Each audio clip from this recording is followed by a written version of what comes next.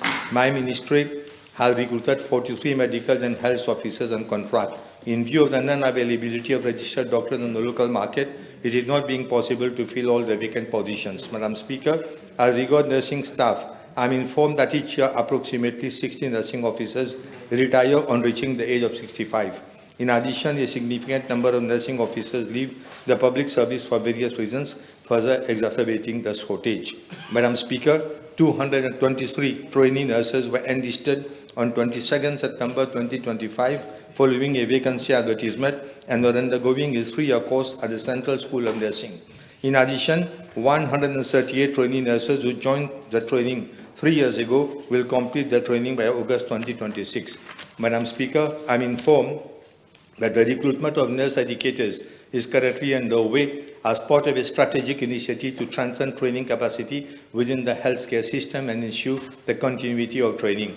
This measure is intended to enhance the quality and output of nursing education, support the expansion of training programs, and ensure a sustainable number of qualified nursing officers are available to meet present and future service delivery needs. Madam Speaker, my ministry has expanded the range of services to respond to evolving needs in patient care, including diabetic foot care, renal transplant, cardiac services, and geriatric services, among others, which necessitate the deployment of additional doctors and nursing staff for their effective operationalization. However, in view of the prevailing shortage of medical and nursing personnel across public health institutions, further introduction and full implementation of certain new services cannot be envisaged at this stage. Madam Speaker, to address the significant shortage of staff in nursing cadre, the following measures have been taken by my ministry to address the shortfall.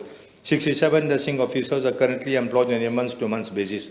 45 retired nursing officers are presently employed on a sessional basis under the bank scheme. Approval was obtained for recruitment of 126 nurses on sessional basis. However, only 35 nurses assumed duty following offer made to 41 eligible candidates. Employment of 15 nursing officers on contractual basis for a period of 1 year is underway.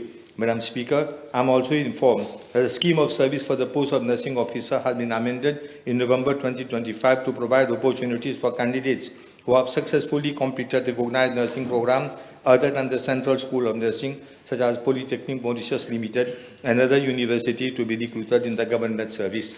Madam Speaker, with regard to Part B and C of the question, I am informed that the recommendations of Pay Research Bureau 2026 provide both retention mechanism for serving nursing officers and incentives to enhance attractiveness of profession for school leavers. I am informed that officers of nursing officer cadre are allowed to accumulate vacation leave beyond the authorized ceiling, with the option to work during the excess accumulated leave period and receive payment in at the time of retirement. Provision is also made for the refund of unutilized casual leave. These measures contribute to improve conditions of service and serve as an incentive for retention. Madam Speaker, in addition, nursing officers are granted release to follow continuous professional development courses as they are required by law to obtain a minimum of 10 CPD credit points annually for registration with the nursing school. This facilitation of continuous training and professional development not only supports the retention of experienced staff, but also enhances the overall appeal of the nursing profession to prospective entrants, including school leavers. Madam Speaker, in line with the budgetary measures in financial year 25-26, my ministry will pursue further recruitment of 700 trainee nurses in the 2 subsequent years. But in view of the shortage of qualified candidates locally, it is unlikely that such recruitment exercise will yield positive outcome. In view of the circumstances, the proposal to recruit 200 nursing officers from abroad is under consideration by my ministry, subject to all necessary approvals are being obtained. This measure is intended to complement ongoing local training and recruitment initiative for the short term. Madam Speaker, my ministry remains firmly committed to strengthening the healthcare workforce, which is crucial to ensure the continued delivery of quality service in public health institutions. Thank you. Yes, Doctor. Thank you, Madam Speaker. We do have, obviously, a very ongoing shortage of nursing personnel in this country. May I ask the Honourable Minister whether he will consider the setting up of a foundation program run by the Mauritius Institute of Health that will use as a template for those who unfortunately do not meet the criteria to enter either the Central Nursing School or the Polytechnics, which will boost the number of school leavers or those who are lesser achievers to get into a career of nursing? Thank you. Thank you. Yes, Minister. Madam Speaker, we have already revised the scheme of service and we have brought it slightly down so as those who are getting training in the universities, those who have got university degrees, and then those who are diploma holders from the universities and then from the polytechnic, that they will be authorized, even they will be allowed to compete, they will be allowed to take part in the selection exercise. Unfortunately, though we have done that, unfortunately, there hasn't been any good return. There hasn't been too much of interest into it. I have got no objection if tomorrow we can start a crash course, an important course by the Institute of Health. We can do it. Our main problem is, I don't know what has been the mentality of our youth these days, that they are not willing to come towards the health sector. But I'll try, if such is a suggestion, I'm going to look into it. But I can tell that actually there are many who have already undergone training in the polytechnics and in the universities, but unfortunately they're not willing to join the service. So according to the PRB report, they have been given too much of incentives. But I'll try if this is an advice. Okay. Dr. Thank you. Thank you, Madam Speaker. Maybe the Minister, Honorable Minister, could consider to get the new recruits to sign bonds so that they work for at least a few years before considering to go for other sectors or private sectors. Madam Speaker, they will take to the hills once I take this decision. It's impossible. I didn't understand. I'm sorry. I didn't understand your reply. My reply is simple. If in case I'm going to introduce it, all of them will run away. Okay. I will not have anybody to serve in the hospitals. Okay. Yes, Mr. Rukni. Madam Speaker, could the Minister advise whether his main reply, as regards to the recruitment of nursing trainers, as we need more, does it not contradict with the actions of the polytechnics in not renewing the contracts of some 20 nursing trainers?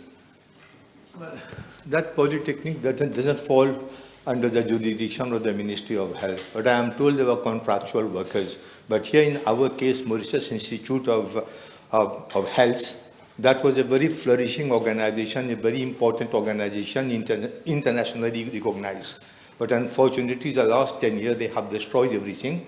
And that is the reason why we have now to recreate it, and we have to recruit trainee nurses so that those recruits who are coming, the new ones who are coming, can get the best form of training.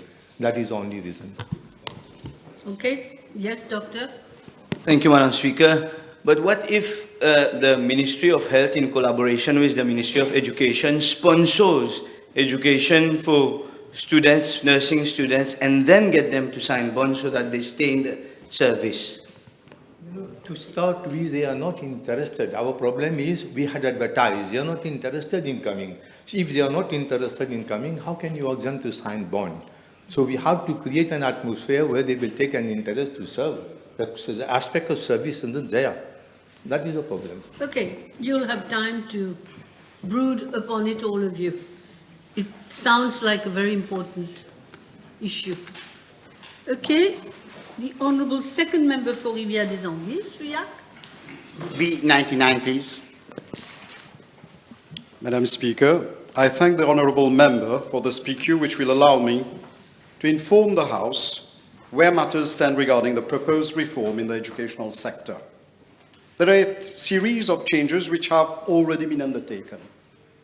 Today, with the foundation program, which has replaced the extended program, we are already giving nearly 2,500 students the opportunity to follow an academic pathway which suits them. We are also giving nearly 4,000 students with 3 and 4 credits the opportunity to do their HSC instead of heartlessly kicking them out of the system like the previous regime.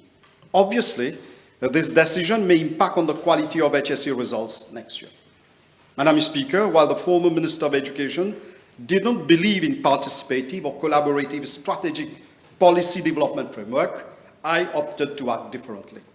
That is why my ministry undertook extensive consultations during the Assises de l'Éducation held during April and May 2025 in both Mauritius and Rodrigues to obtain stakeholders' views on priority areas for reform in the education sector.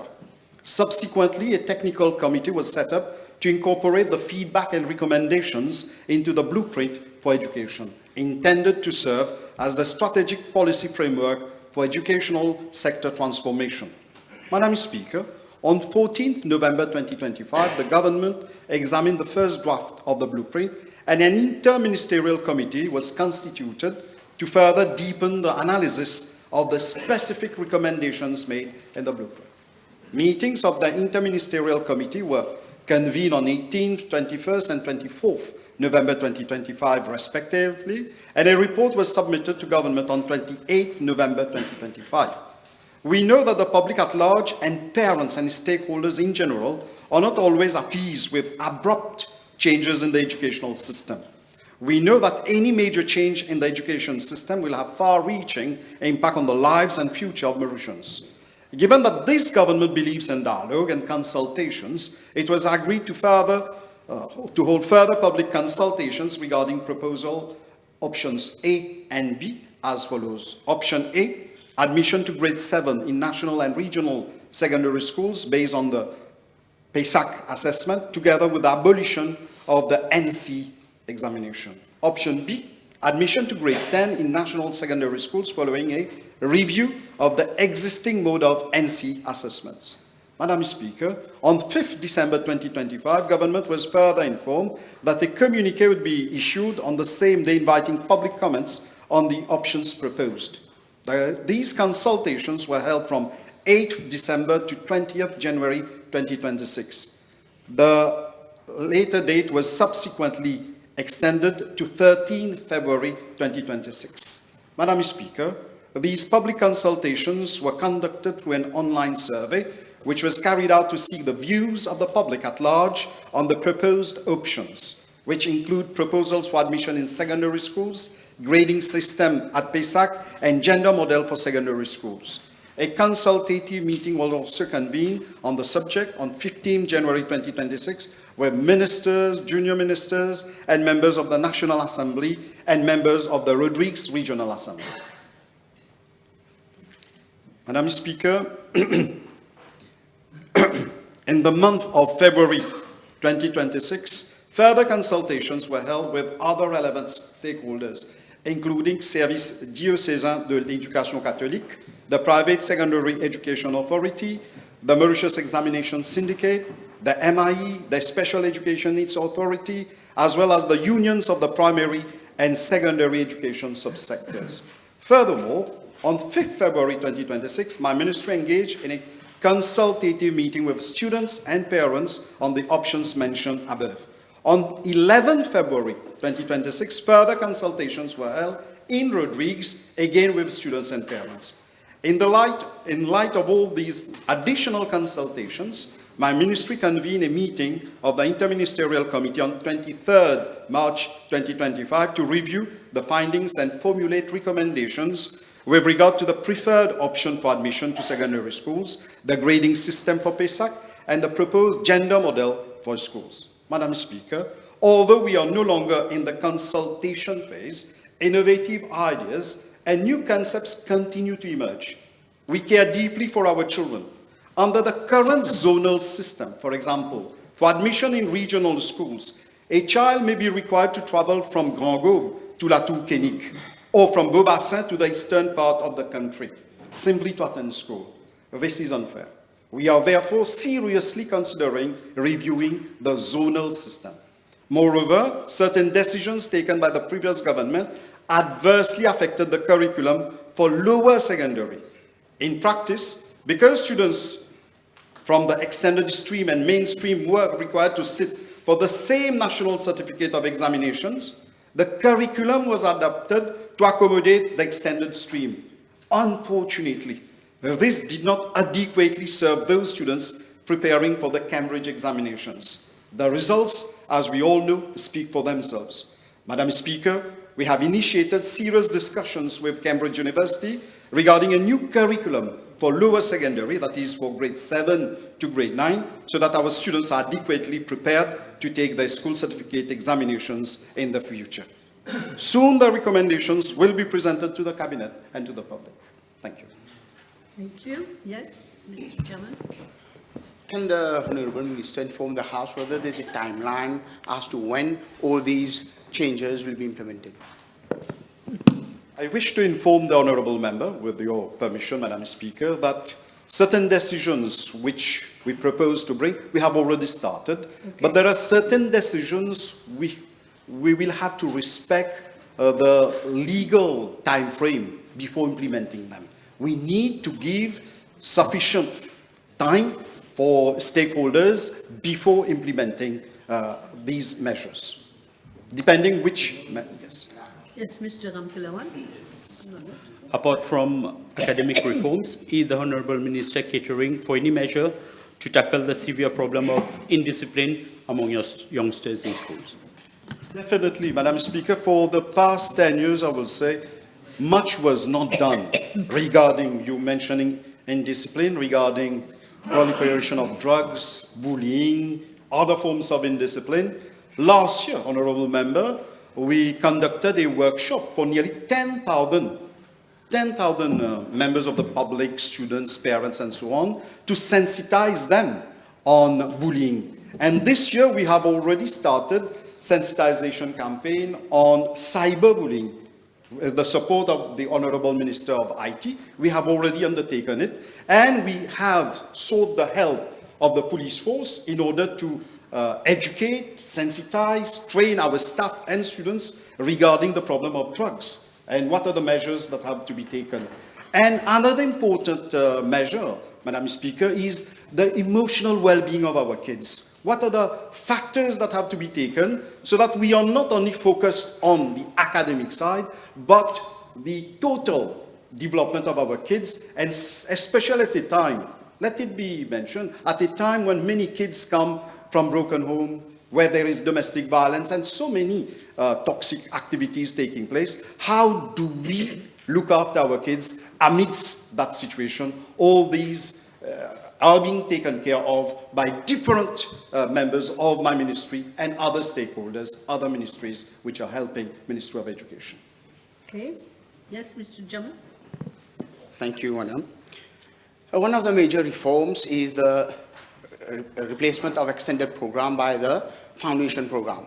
So can the Honourable Minister inform the House whether we are on the right track concerning the foundation program? Thank you very much for that question, Honourable Member.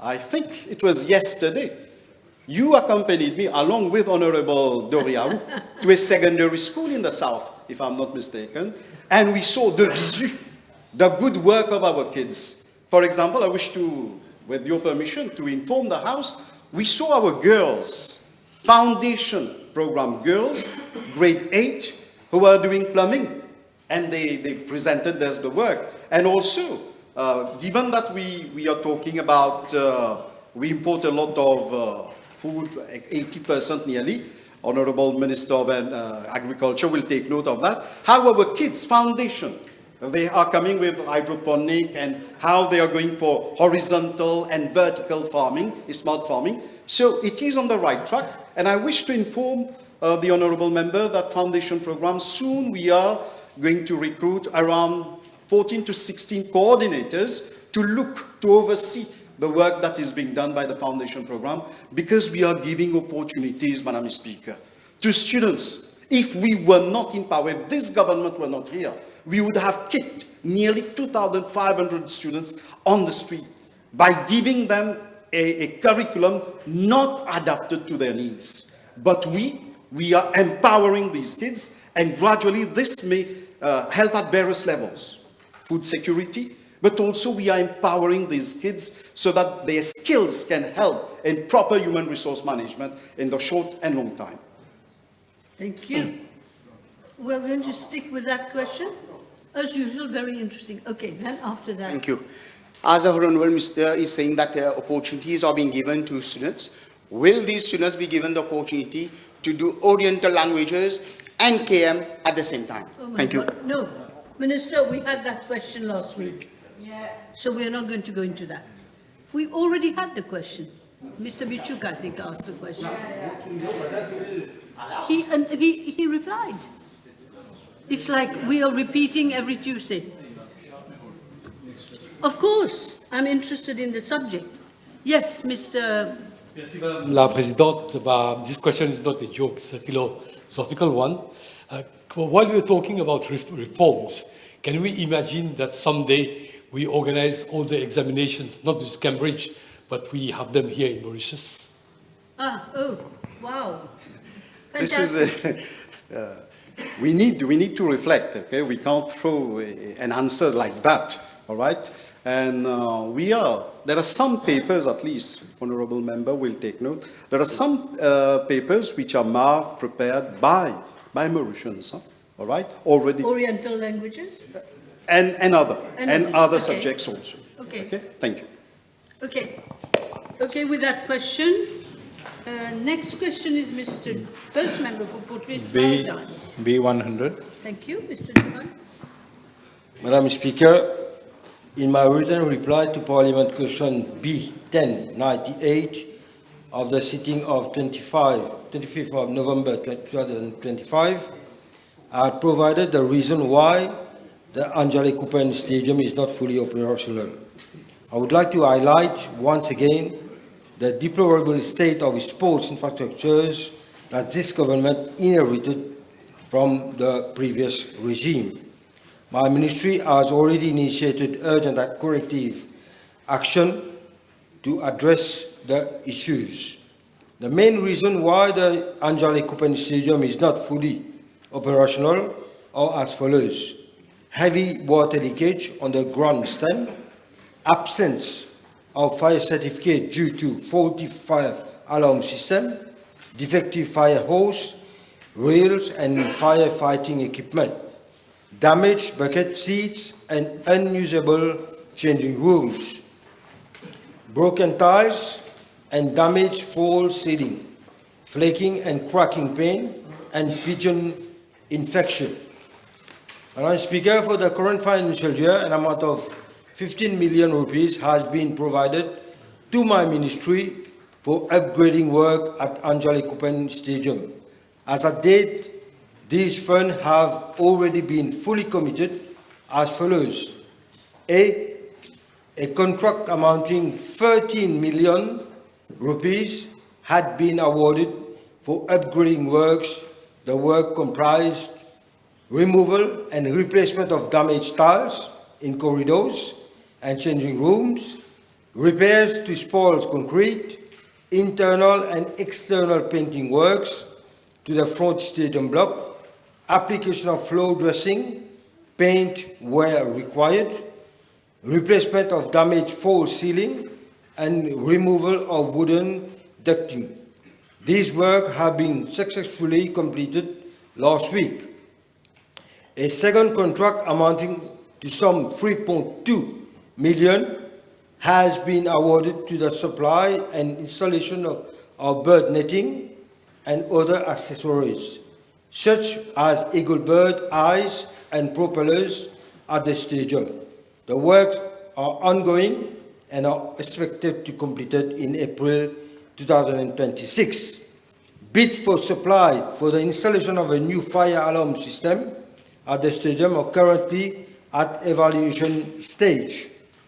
Thus, as a result of the work undertaken at the Anjalay Coopen Stadium, no funds remain available under the current financial year for additional upgrading work that are required to render the latter fully operational.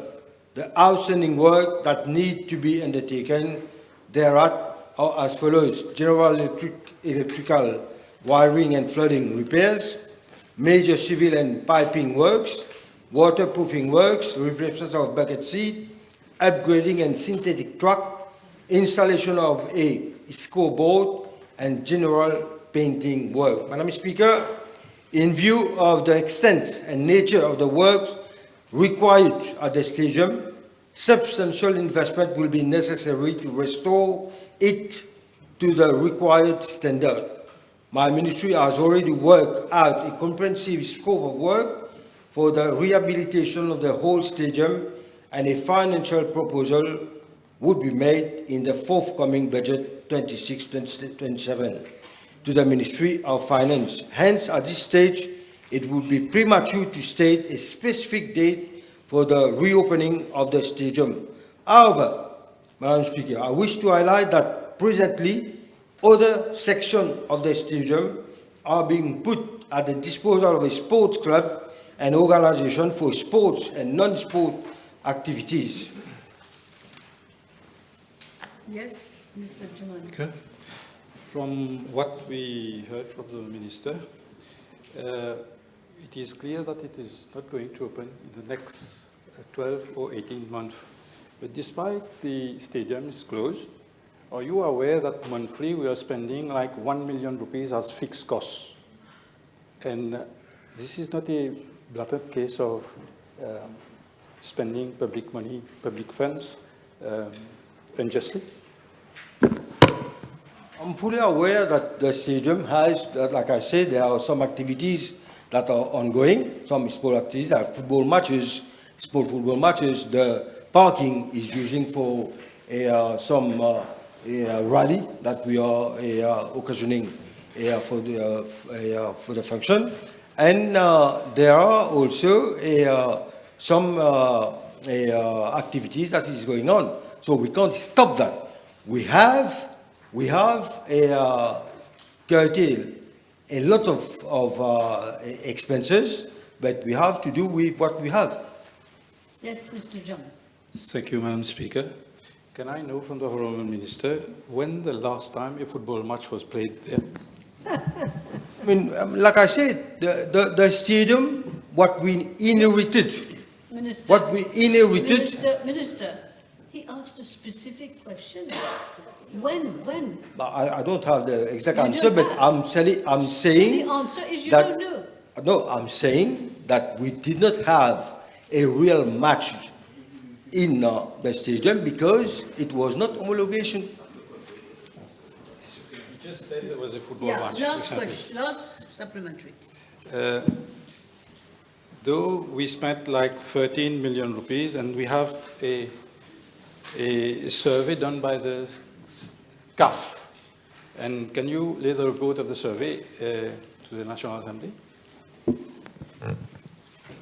mean, following a close collaboration with the Mauritius Football Association, that is the MFA, inspection of the stadium, Anjalay was carried out by a Confederation African de Football, CAF, a stadium inspector during his mission in June 2025. As per the report submitted to the latter, the two stadiums, I mean, Anjalay Coopen and George Field Stadium, currently do not meet the minimum CAF stadium requirement, like you just asked, to host international matches. So there is no homologation for these matches. But the CAF inspector highlighted that the Anjalay Coopen Stadium required major upgrading work that we are doing actually, and what we have to do in the future. Can you lay on the table the CAF? I'm not quite good at this one. Report? The CAF report? Is that what you want, Mr. Juman? Yes, the CAF report. I can table yes. I can table the. Facile. That's it. Next question. Next question, Mr. Seaburn. Thank you, Madam Speaker. Question B/101, please. Yes, Madam Speaker. I am informed by the National Land Transport Authority that under the present registration system, both non-plug-in hybrid and plug-in hybrid vehicles are recorded under the same hybrid category. With regard to part A of the question, I am further informed that as per records of the NLTA, as at end of February 2026, there were A, 11,319 fully electric vehicles, including 4,820 autocycles, 15 motorcycles, 6,262 motor cars, and 56 buses, 88 goods vehicle, 75 double cab pickups, and 3 dual-purpose vehicles. And B, 2,209 hybrid vehicles comprising 2,208 motor cars and 1 dual-purpose vehicle, which, as mentioned above, includes plug-in hybrid vehicles. In view of the increasing number of electric and hybrid vehicles, the NLTA has been requested to refine its data on vehicle registration so as to allow for a clear distinction between plug-in vehicles and conventional hybrid vehicles henceforth. Madam Speaker, with regard to Part B of the question, I am informed that as at date, there are 56 electric buses registered at the NLTA and which are already in operation. Most of them are from the NTC. This number is expected to increase further with the addition of 60 more electric buses over and above the 40 already operating, donated by the Government of India to the Government of Mauritius for use by the NTC, and further 5 electric buses already received from the People's Republic of China for their use by the same company, that is the NTC, and for which we are thankful. So from almost 0 electric buses, we will have 116 buses, out of which 105 will be for the NTC, on our roads before the end of this year. So quite a quantum leap in terms of addition to our roads. You will surely appreciate that. Furthermore, under the bus modernization program, a financial subsidy of up to a maximum of 3.5 million rupees per bus is provided to bus operators to encourage the acquisition of cleaner and more energy-efficient buses, and this will go a long way towards encouraging the electrification of the bus fleet. Support is also being mobilized under the international programs such as the Global Environment Facility, which aims at promoting low-carbon transport. The project will run up to September 2028, and with GEF funding about 5.6 million USD, approximately 260 million rupees, and my ministry has made a request for the obtention of financial support for the procurement of charging facilities through photovoltaic panels so as to mitigate the carbon footprint in the land transport, a sizable contributor to national emission of CO2. Madam Speaker, the measures that I have just mentioned above underline strongly the will of the government to pursue a policy of electrification in the public transport sector, which with emphasis on renewable energy. This policy will further consolidate our transition towards a cleaner public transport. Furthermore, I am informed by the NLTA that electric vehicle charging facilities, which is part of the question, are currently available at 16 filling stations across the island.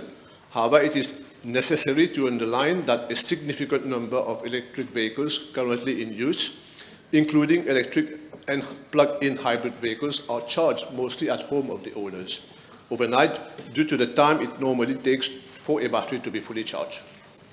Besides availability at filling stations, charging facilities are also provided at major shopping malls, at some restaurants and hotel premises, and at hotel premises for the convenience of owners of electric or plug-in hybrid vehicles. Excluding the 16 filling stations, about 60 such facilities are already in operation around the island. Madam Speaker, my ministry is fully conscious of the need for a wider network of charging facilities to cater for the growing number of vehicles propelled fully or partly by electrical energy. Any extension of such facilities will have to be carefully considered, taking into account safety requirements at dispensing points, electricity grid capacity, space constraints at filling stations, investment implications, and cost charged to vehicle per kilometer hour consumed. Another factor which may have to be considered is the constant improvement in electric vehicle technology. Speaker, the range of operations of electric vehicles have almost doubled in recent years, from about an autonomy of 300 kilometers to 500 to 600 kilometers for a fully charged battery. This improvement reduces considerably the requirement for a top-up at public charging facility, particularly with daily kilometers, because we are a small island and we are 46 kilometers in width and 65 kilometers in length. So, nevertheless, to end, Madam Speaker, the NLTA will hold consultations with the Ministry of Public Utilities, the petrol supplying companies, and other relevant stakeholders in order to gauge the necessity for the increase in the number of charging facilities and for coming up with a regulatory framework which will address issues of concern in my reply. Thank you. Yes, you're okay? Yeah? Yes, thank you, Madam the Speaker. Can the Honourable Minister inform the House as to whether it is possible for him to impose a time frame on those providers, on those petrol stations who are already providing the services and the public service vehicle, that the hybrid vehicles, as to whether they can impose a time frame to facilitate those services? I believe the petrol stations who are offering these facilities have problems to get customers because under the Electricity Act, no one is allowed to sell electricity without a permit. So what filling stations do is they charge it on time at the station, at the filling station. And when you do the calculations, Madam Speaker, it is as double as what you will be charging if you're doing it at home. So that is why there are not so much of uptake at filling stations. So, but then the regulatory framework that I mentioned in my substantive reply will address this issue. Okay. That was good, huh? Okay. So we finished with Mr. Sibon. You have another question. Yes. You have another question. Yes, Madam the Speaker's question B/102, please. Madam Speaker, I wish to inform the House that the Solid Waste Management Division of our Ministry had commissioned a feasibility study on the setting up and operation of an end-of-life vehicle, ELV, recycling facility in Mauritius for the depollution, dismantling and recycling of ELV in June 2021, with the assistance of EU-Africa RISE operating under the European Union. The main findings of the feasibility study are, amongst others, as follows. A, the operation of the ELV recycling facility is feasible and sustainable. B, there is a need to review the Road Traffic Act to enable the enforcement of payment of penalties fined by the polluter. And C, the need for new regulations to cater for both total loss and abandoned vehicles. And D, the need for relevant stakeholders, namely the Police Department, the Police de l'Environnement, the Ministry of Land, Transport and Highways, and the National Land Transport Authority to review processes regarding the management of total loss vehicles and verification of such vehicles by qualified persons. The House may further wish to note that currently there is no official management system or treatment facility for the recycling of these ELV at the level of my ministry, and it is therefore imperative that we come up with a sustainable solution thereto in order to protect our population and our environment. My ministry is working on that score. Madam Speaker, following the feasibility study submitted in April 2022, multi-sectoral meetings were held with relevant stakeholders to discuss on the way forward. The following proposals were made inter alia. The preparation of regulation by the Solid Waste Management Division of my ministry for the use of license for the setting up and operation of a recycling facility for the depollution and recycling of ELVs. 2, invitation by the Solid Waste Management Division to potential promoters to set up and operate licensed recycling facilities for ELVs. And 3, amendment to the existing regulations of the Ministry of Land Transport and Light Rail and preparation of regulations to channel the ELVs toward the licensed recycling facilities. The House wishes to note that with a view to encouraging environmentally sustainable management of ELV, several actions have already been initiated by my ministry and relevant stakeholders.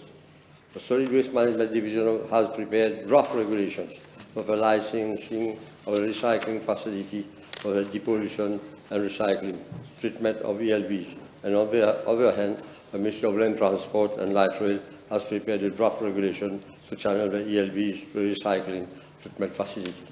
The Ministry of Land Transport and Light Rail has informed that we are working actively on the draft road traffic disposal of abandoned and salvaged motor vehicles regulations 2026 in consultation with my ministry. And the proposed legislation aims to establish a comprehensive framework of identification, management, and disposal of abandoned vehicles, as well as vehicles classified as crucial loss. Abandoned vehicles are not only an eyesore, but represent a threat to the environment in view of the nuisances and pollution they can cause. As at to date, around 58 abandoned vehicles have been moved to Fort George, 108 to the Larua transfer station by the police department with assistance of the police de l'environnement. It is expected that the forthcoming regulatory framework will lay the groundwork for more structured and environmentally sound material recovery practices, facilitating the development of appropriate vehicle dismantling and recycling mechanisms in line with national sustainability objectives. Thank you. Yes. First, Mr. Seaburn, and then you.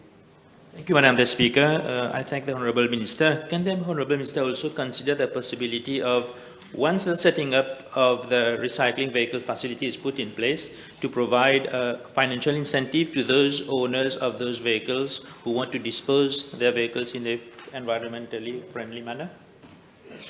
We are working on that direction, all the parties concerned. Okay, yes.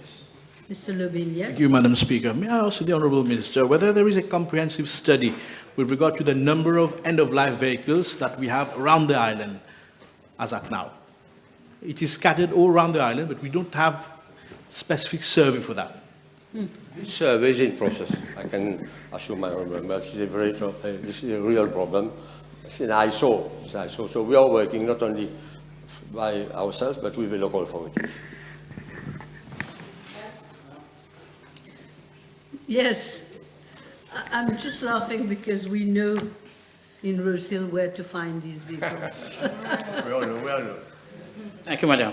May I ask the Honourable Minister, until the setup of a recycling unit, which will take time, obviously, will his ministry not consider having a dedicated compound in certain areas of this country where these eyesores, abandoned and old cars, are now being used as little drug dens and sometimes for cheap prostitution? I do agree with my good friend. It's a real problem. But the problem is that we are working with the police. We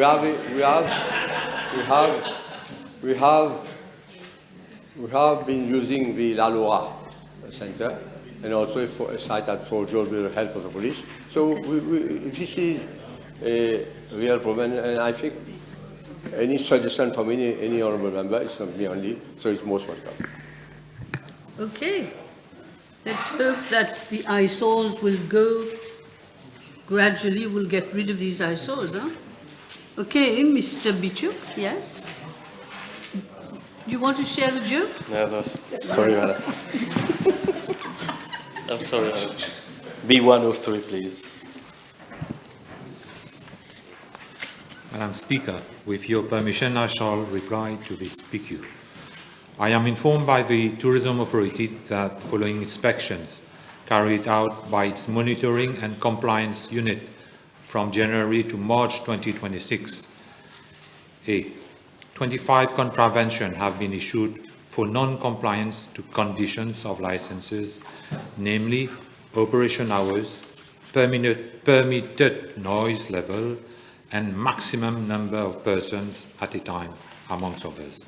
B, one entity, SC Company Limited, based in Eban, which holds a valid license to operate as a pub, was carrying out nightclub activities without having the appropriate tourist enterprise license, was booked on 14th of March 2026.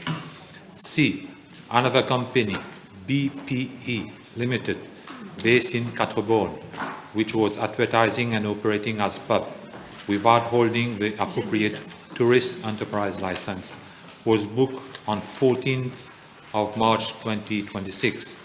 And D, another restaurant, B Limited, at Grand Bay, was operating as pub nightclub without appropriate license, was booked on 22nd of March 2026. Madam Speaker, I am informed that severe actions have been taken by the Tourism Authority against these three companies. On 23rd of March 2026, PBE Limited was issued with a provisional closing down order, and the other two were instructed to show cause as to why their respective licenses should not be suspended.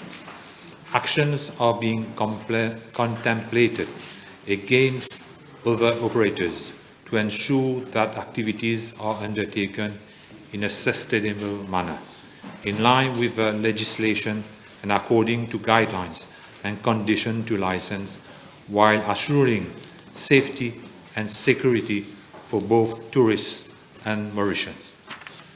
The Tourism Authority will continue to carry out regular inspections together with the Mauritius Police Force and other relevant authorities to ensure strict compliance with licensing conditions and public safety regulations are adhered to. I must point out, Madam Speaker, that the inspection carried out by the Monitoring and Compliance Unit of the Tourism Authority are done jointly with representatives of other institutions, including the Police du Tourisme, the Police de l'Environnement, the Emergency Response Service, la Brigade des Mineurs, the National Coast Guard, the Sanitary Health Inspection Division of the Ministry of Health and Wellness, and the Beach Authority.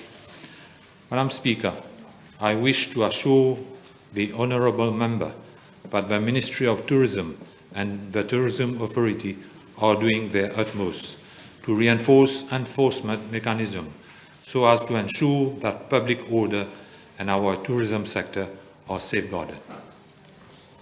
Thank you. Yes, Mr. Bichuk.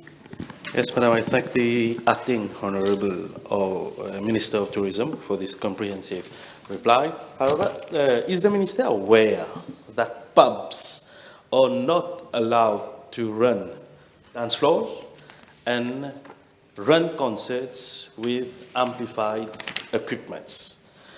Is the Minister aware that it is currently the practice that pubs run as nightclubs outside permitted hours, generating all sorts of hazards, which is high level of alcohol, traffic issues, and noise pollution?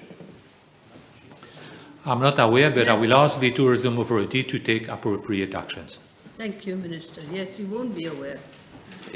Will the Minister agree that very often the fine that is imposed to these pubs that operate as nightclubs are maybe 100 or 1,000 times lesser than the amount of revenue that they generate on one particular day, and does it act as a deterrent to, with regard to those illegal activities?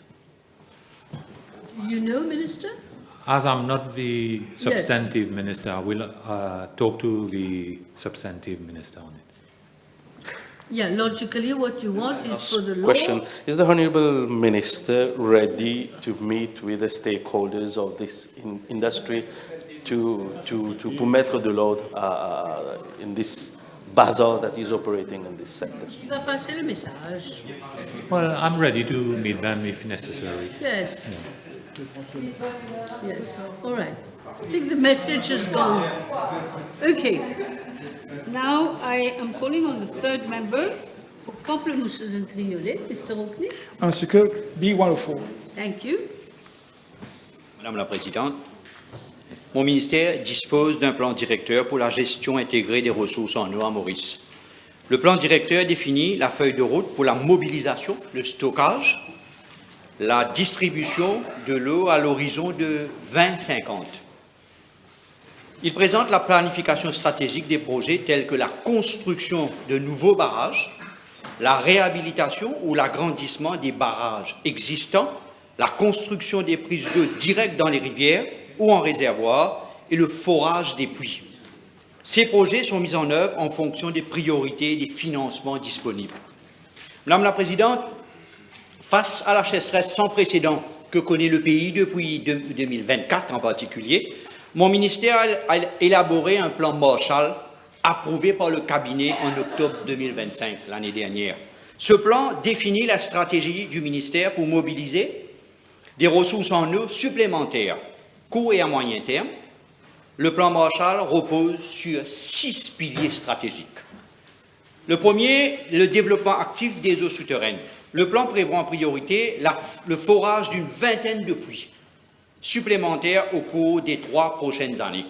Il est à noter que depuis novembre 2025, donc l'année dernière, 8 nouveaux puits ont été forés, permettant d'injecter 24 800 mètres cubes d'eau par jour supplémentaires dans le réseau. Le coût, ça va coûter autour de 263 millions de roupies, étalés sur plusieurs années. Pilier 2, expansion des eaux de surface, le déploiement des systèmes de traitement décentralisés, donc les CPF, qu'on met dans les rivières pour pomper l'eau, permettant la purification de l'eau sur les sites et approvisionnement en eau réparti et résilient, constitue un autre volet du plan Marshall. Depuis octobre 2025, donc l'année dernière, la CW a installé 7 CPF et prélève environ 15 500 mètres cubes d'eau supplémentaires chaque jour pour alimenter plusieurs régions de l'île. La CW a lancé un appel d'offres l'année dernière pour l'installation de 15 CPF supplémentaires à proximité des cours d'eau, donc des rivières, des lacs. La procédure d'acquisition est en cours auprès de CBP. Le projet financé par le gouvernement est estimé à 310 millions de roupies sur plusieurs années, encore une fois. Troisième pilier, le plan Marshall préconise l'utilisation de l'eau hydroélectrique, l'eau que le CEB utilise pour produire l'électricité. Donc nous allons encore pomper cette eau-là pour remettre sur le réseau, pour augmenter l'approvisionnement en eau. Il est prévu de prélever et traiter 4 000 mètres cubes par jour du barrage de Sans Souci. Cela va coûter autour de 40 millions de roupies. Quatrième pilier, le plan propose également l'utilisation des eaux usées, wastewater management, le 2 de wastewater, pour l'irrigation des cultures de la canne à sucre. L'association des usagers du canal Magenta, en collaboration avec la Chambre d'agriculture, a déjà manifesté son intention d'utiliser quotidiennement environ 30 000 mètres cubes d'eau usée traitée de la station de Saint-Martin. Nous utilisons déjà l'eau traitée pour Montchoisy, dans la région du Nord, pour l'irrigation. Cinquième pilier, Madame la Présidente, le dessalement. Nous étudions actuellement un projet de dessalement à moyen et court terme des usines de dessalement. Ainsi, l'appel à manifestation, Expression of Interest, pour la réalisation d'une étude de faisabilité en vue de la mise en place d'une usine de dessalement de 50 000 mètres cubes par jour dans le Nord, que pour le Nord. Donc, cela a été lancé le 5 septembre de l'année dernière, de 2025, à l'échelle internationale par mon ministère. La date limite de dépôt de candidature a été fixée pour le 14 novembre de l'année dernière. 14 candidatures ont été reçues et évaluées. À l'issue de cette procédure, un appel d'offres sera lancé d'ici la fin de ce mois pour une étude de faisabilité. J'ai discuté aussi, je peux dire, avec les responsables du gouvernement marocain concernant le dessalement. Ils sont extrêmement avancés dans ce secteur. Donc, pour un projet de dessalement de 50 000 mètres cubes par jour. J'ai aussi l'intention d'aller voir à Rodrigue, le projet de dessalement à Rodrigue, je crois que c'est à Pointe-Coton, qui est en construction. Sixième pilier, Madame la Présidente, on veut aussi dévier l'eau des rivières qui se perd dans la mer. Le plan propose l'étude de la construction éventuelle afin de retenir les eaux de surface en amont qui autrement se déversaient dans la mer. Dans un premier temps, il est prévu de détourner l'eau de la rivière Eau Bleue vers le réservoir de Midlands. Par ailleurs, afin d'améliorer aussi, il n'y a pas que construire pour le stockage, mais il faudra aussi réparer les fuites, les pertes que nous avons dans le réseau, parce que plus de 60% de l'eau que nous mettons sur les réseaux perd, vous réalisez. Donc, par ailleurs, afin d'améliorer la gestion des pertes, le gouvernement a obtenu un prêt de 2,9 milliards de roupies du gouvernement indien, destiné au remplacement de 114 km de tuyaux pour 13 régions du pays. Pour Enfin, Madame la Présidente,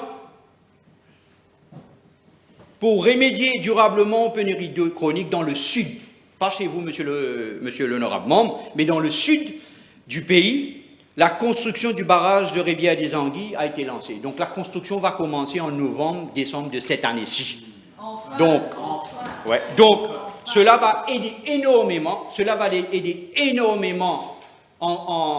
la région du Sud, mais cela va permettre aussi à la CWA, la Water Resources Commission, de se servir de l'eau que nous distribuons actuellement dans le Sud, de servir pour d'autres régions. Donc cela aura un double effet.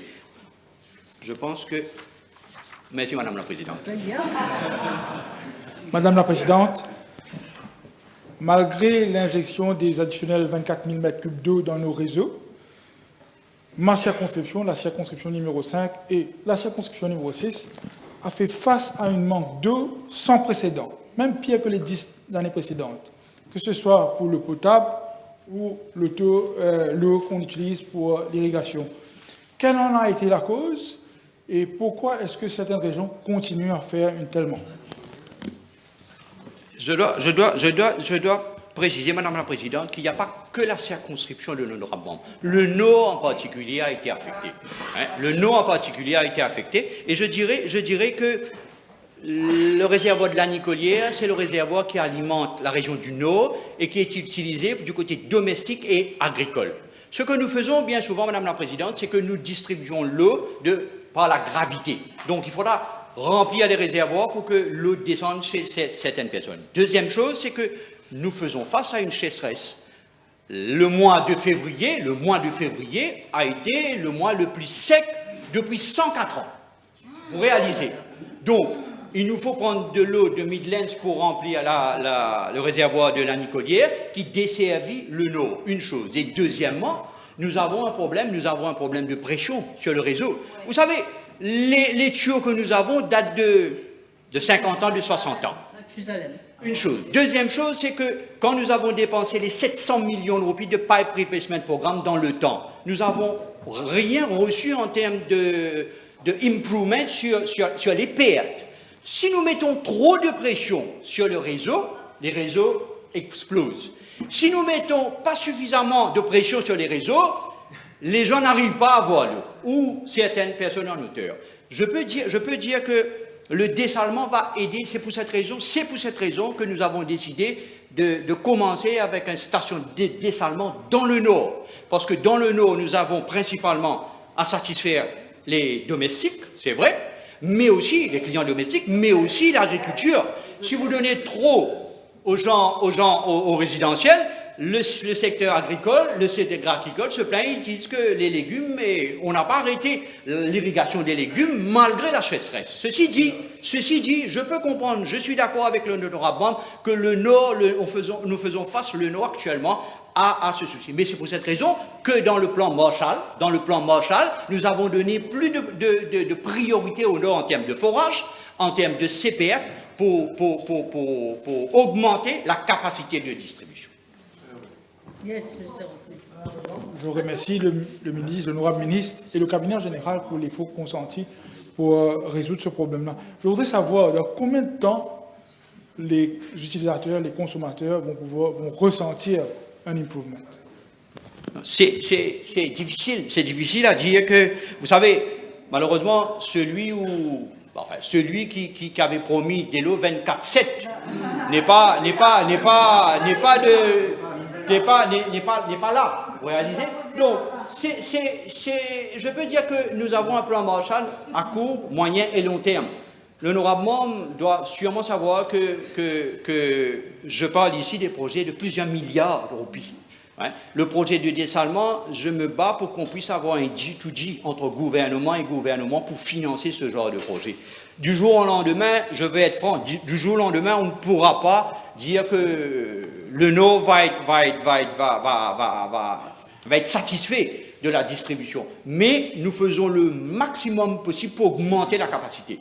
On fait tout en termes de CPF, en termes de pompage dans les rivières, en termes de forage, en termes de dessalement, mais il faudra malheureusement, là ce projet actuel, le plan Marshall, va permettre de mobiliser 150 000 mètres cubes dans les années à venir, 150 000 mètres cubes supplémentaires, en ajoutant le rivière des Anguilles-Dames. Donc, pour vous dire que ce n'est pas quelque chose que du jour au lendemain on pourra satisfaire, il nous faut impérativement renouveler les tuyaux que nous avons, parce que vous réalisez, 100 mètres cubes d'eau que nous mettons sur le réseau, 62 mètres cubes par, que 40 mètres cubes arrivent chez vous. Donc, il faudra que mettre le double pour que vous puissiez satisfaire les régions. Bonne chance, yes. Mr. Levine. Yes. May I ask the Honourable Minister, with regard to this Marshall Plan being put in place, will the Honourable Minister consider the already comprehensive plan prepared by the Singaporean government, a G2G done way back in 2013, for the establishment of a water authority, but also there was a clear roadmap that unfortunately the previous government didn't adhere to. Will he consider this comprehensive document that is still there at the ministry? Je dois dire que mon ministère discute actuellement avec les responsables singapouriens. Ils étaient à Maurice il y a quelque temps de cela, on a eu pas mal de rencontres, et je peux dire que le plan Marshall a été élaboré en collaboration avec les Singapouriens. Très bien. Monsieur Duval. Madame la ministre, qu'en est-il des projets immobiliers dans la région du Nord qui ont dû opter pour ne pas être connectés au réseau d'eau pour pouvoir avoir le permis de construction? Y a-t-il un plan pour eux, pour les reconnecter dans la durée? Il y a pas mal de projets immobiliers, à ma connaissance, qui sont complètement en dehors du réseau de la CWA et qui doivent s'approvisionner en privé. Et on parle de biens immobiliers qui sont vendus à des millions de dollars, d'euros, etc. Quel est le plan pour eux? Yes, Minister. Je dois dire que l'honorable Tanou n'est pas là. Elle m'avait fait visiter dans la circonscription numéro 8, je me rappelle, un morcellement qui était malheureusement en dehors du réseau, et on fait le nécessaire on essaye de faire le nécessaire. Je dois dire que il y a des réseaux qui sont éloignés. Par exemple, je ne sais pas de quel morcellement l'honorable membre parle aujourd'hui. Mais, comment? Plusieurs. Je dois dire que mais vous savez, le problème, c'est que la CWA n'a plus un sou. Il faut bien le dire. La CWA n'a plus un sou. Je l'ai dit à plusieurs reprises, je ne vais pas me répéter ici. Mais nous avons un plan d'ensemble pour essayer de raccorder. Mais raccorder, vous savez, bien souvent, les réservoirs que nous avons suffisent pour alimenter une région. Mais quand la région se développe avec des dizaines et dizaines d'autres développements aux alentours, il nous faut impérativement upgrade nos réservoirs et notre réseau pour pouvoir. C'est la même chose. Un tuyau de cette grosseur peut alimenter 10 maisons, mais si vous avez 20 maisons, il faudra redoubler, donc changer les tuyaux. Donc nous avons aussi un projet pour essayer de raccorder. Mais bien souvent, certains morcellements sont vendus alors que, de par la loi, ils sont obligés de mettre le réseau électrique et le réseau d'eau, mais malheureusement, certains promoteurs ne font pas le cas. Yes, Mr. Ramkalawan. Yes. Can the Honourable Minister state whether his ministry is encouraging firms producing drinking water from air, that is called atmospheric water generation? Toutes les propositions sont les bienvenues. Si l'honorable membre a des propositions, mais c'est le bienvenu au sein du ministère. Très bien. Yes. Good. Now, Honourable Third Member for Babassin, Petite Rivière. P105.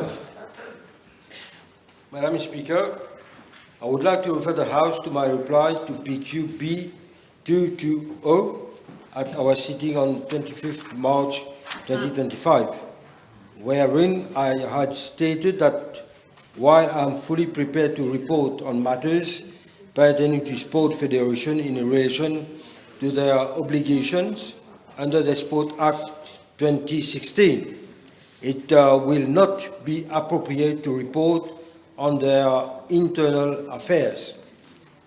It is to be highlighted that national sport federations are autonomous bodies, and as such, affiliation of clubs, sports clubs, thereto are an internal matter of the respective federation. As such, any queries regarding such matters should normally be addressed to the federation concerned. Madam Speaker, I can, however, inform the House on action taken at the level of my ministry to find a lasting solution to this long-standing dispute between the Federation and some clubs seeking affiliation with it.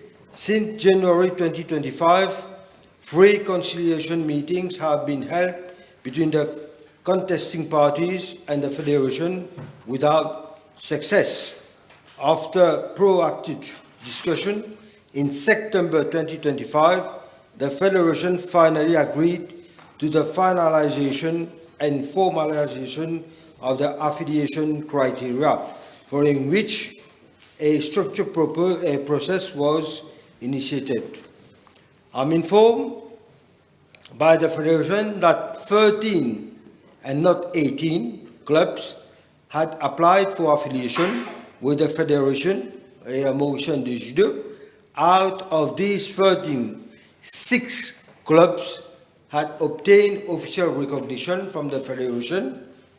I am given to understand that the affiliation process is ongoing since the Federation has informed that one of the clubs that has not been retained for affiliation has not fulfilled the criteria, and its status will be considered at the forthcoming annual general meeting scheduled for 21st of this month. I wish to underline that this partial resolution represents a positive development. The only pending case in that of the Kassi Fraternel Judo Club, and I understand that it is the General Assembly of the Federation that has refused the affiliation on the same said club on various grounds. I'm further informed that while Kassi Fraternel Judo Club had previously brought a case before the Sport Arbitration Tribunal regarding affiliation matters, it has withdrawn the case itself on 31st July 2025. Madam Speaker, I wish to inform the House that my ministry, keeping in mind the autonomous status of the Sport Federation, remains fully attentive to the situation in the best interest of all judokas and has advised the Federation to continue guiding the non-affiliated clubs in addressing any identified shortcomings so that they may fulfill the required criteria for future affiliation. Merci, Madame la Présidente. L'honorable ministre sera, je pense, d'accord que cette situation dure depuis des années. Il a parlé dans sa réponse, Madame la Présidente, de 6 clubs qui ont récemment été affiliés. D'après mes informations, ces 6 clubs ne font pas partie des clubs qui ont été pénalisés durant ces dernières années. Je viens à ma question.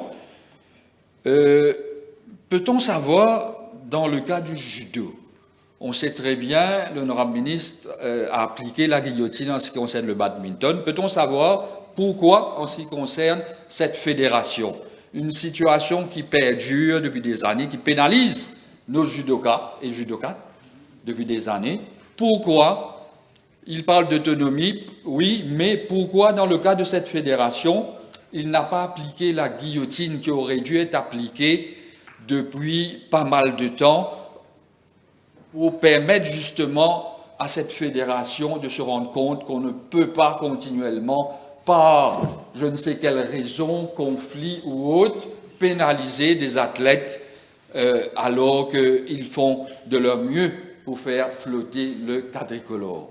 Pourquoi a-t-on attendu tout ce temps?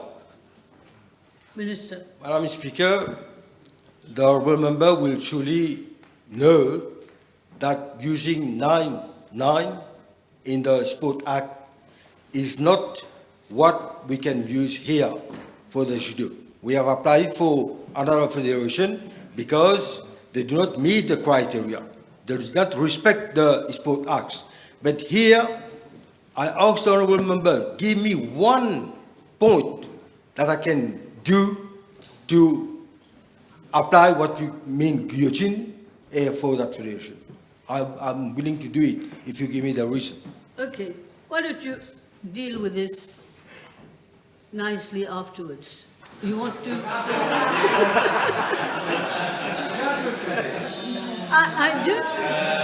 Je ne vais pas. Je ne vais pas polémiquer, je vais simplement dire à l'honorable ministre qu'on attend, que le monde sportif mauricien attend avec impatience que ce problème soit réglé. On a entendu. On vous a entendu. Voilà. Simplement, on ne peut pas...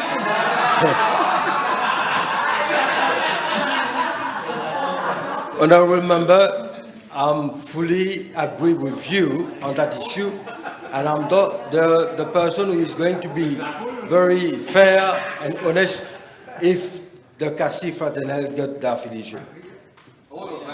J'arrive pas à bien suivre. Your next question. The next question. B106. Yes, next question. This Yeah. one is badminton. Madam Speaker, being given that this question requires a long answer, I'm tabling, with your permission, the chronology of events that have led to the decision to dissolve the managing committee of the Mauritius Badminton Association on 10 March 2026. It was the culmination of a prolonged period of instability governance, failures, repeated complaints from athletes, parents, and former members of the MBA. I'm taking this decision by my ministry as acted in the broader public interest and in line with its responsibility to ensure that the National Sports Federation operate in accordance with the principle of good governance, transparency, accountability, and the proper protection of athletes. In accordance with Section 99C2 of the Sport Act 2016, my ministry has initiated consultation with the Mauritius Olympic Committee with a view to appointing a temporary committee. My ministry considered this intervention to be essential in order to protect the integrity of the sport and safeguard the interests of all affiliated clubs, athletes, and stakeholders within the badminton community. Madam Speaker, I wish to inform the House that I had a meeting with the President of the MOC on Wednesday, 18 March 2026, and in a correspondence dated 18 March 2026, he has informed my ministry that he had an urgent executive committee meeting to discuss the matter. We were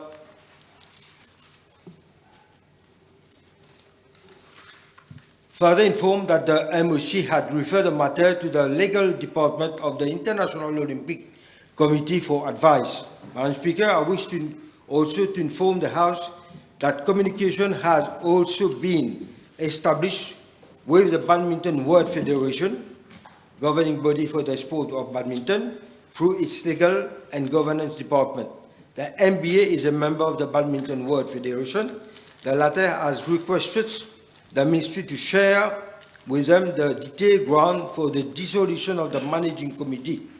The BWF informed that, in principle, its constitution protects member association against government interference, but it does understand that such intervention is sometimes necessary to put the association back on the right track. Madam Speaker, my ministry remains committed to working with all relevant parties to ensure a smooth transition and to restore stability, transparency, and good governance within the sport of badminton in Mauritius. Yes. Merci, Madame la Présidente. Et je dois faire ressortir que le badminton est une discipline qui régulièrement fait honneur au pays et ça ne date pas d'aujourd'hui. Donc, l'honorable ministre peut-il confirmer si son ministère a eu des consultations préalables avec l'association mauricienne de badminton, pas le comité olympique mauricien, avant la dissolution de son comité directeur, et si tel est le cas, de bien vouloir nous donner les dates. No, I have not such meeting with the Federation of the Badminton, but what I've stated in my reply, what stated in my reply, enough to take the necessary action. So not there a was not federation. any meeting. It's not a federation, it's association. Non. C'est une fédération. C'est une fédération. Allez, Yeah. OK. On n'appelle pas ça fédération. D'accord. Je peux bien comprendre la réponse de l'honorable ministre, mais je crois que la moindre des choses, avant d'appliquer la sanction suprême, parce que, comme il l'a dit dans sa réponse à ma question précédente, la section 99C, on l'applique en dernier recours, effectivement, en dernier recours. Et là, ma question est, pourquoi n'y a-t-il pas... Je ne suis pas en train de défendre la fédération, je ne suis pas en train de remettre en question Ne vous expliquez pas, posez-lui la les question. reproches qui sont adressés à cette fédération. Je demande simplement pourquoi l'honorable ministre et son ministère n'ont pas jugé bon de rencontrer, de les mettre devant les faits par rapport à tout ce qui est reproché. Il a fait sortir un communiqué récemment, il l'a dit. Pourquoi, quand il parle d'autonomie, pourquoi il n'a pas jugé bon de rencontrer ces personnes? Short and sweet. I've Très already, simple. I've already Pourquoi? replied to that question, Madam Speaker. Il ne va pas répondre plus que ça. Oui, vous ne pouvez pas l'obliger. Non, je ne l'oblige pas, mais... Oui, mais on note. Mais on prend connaissance On note. de On ce note. qu'il dit. OK. Next question. OK, we finish with badminton. Now, Honourable First Member for Portrees North. Thank you, Madam Speaker. Question B107, please.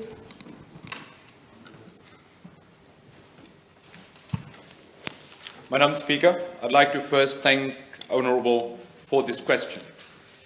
As I had already indicated in my reply, PQB 1135 on 2nd of December 2025, there has been a sharp increase in online harms over recent years, particularly affecting youth. With your permission, Madam, I'd like to provide a very quick update on the numbers. Shall I? Yes. Yeah. So, based on incidents reported by the public through the MOCOS system, MOCOS is Mauritian Cybercrime Online Reporting System, between January 26 to date, there have been 1,727 cyber incidents, which implies an average of 21 cases per day, out of which 275 cases referred to cyberbullying and 523 to online harassment.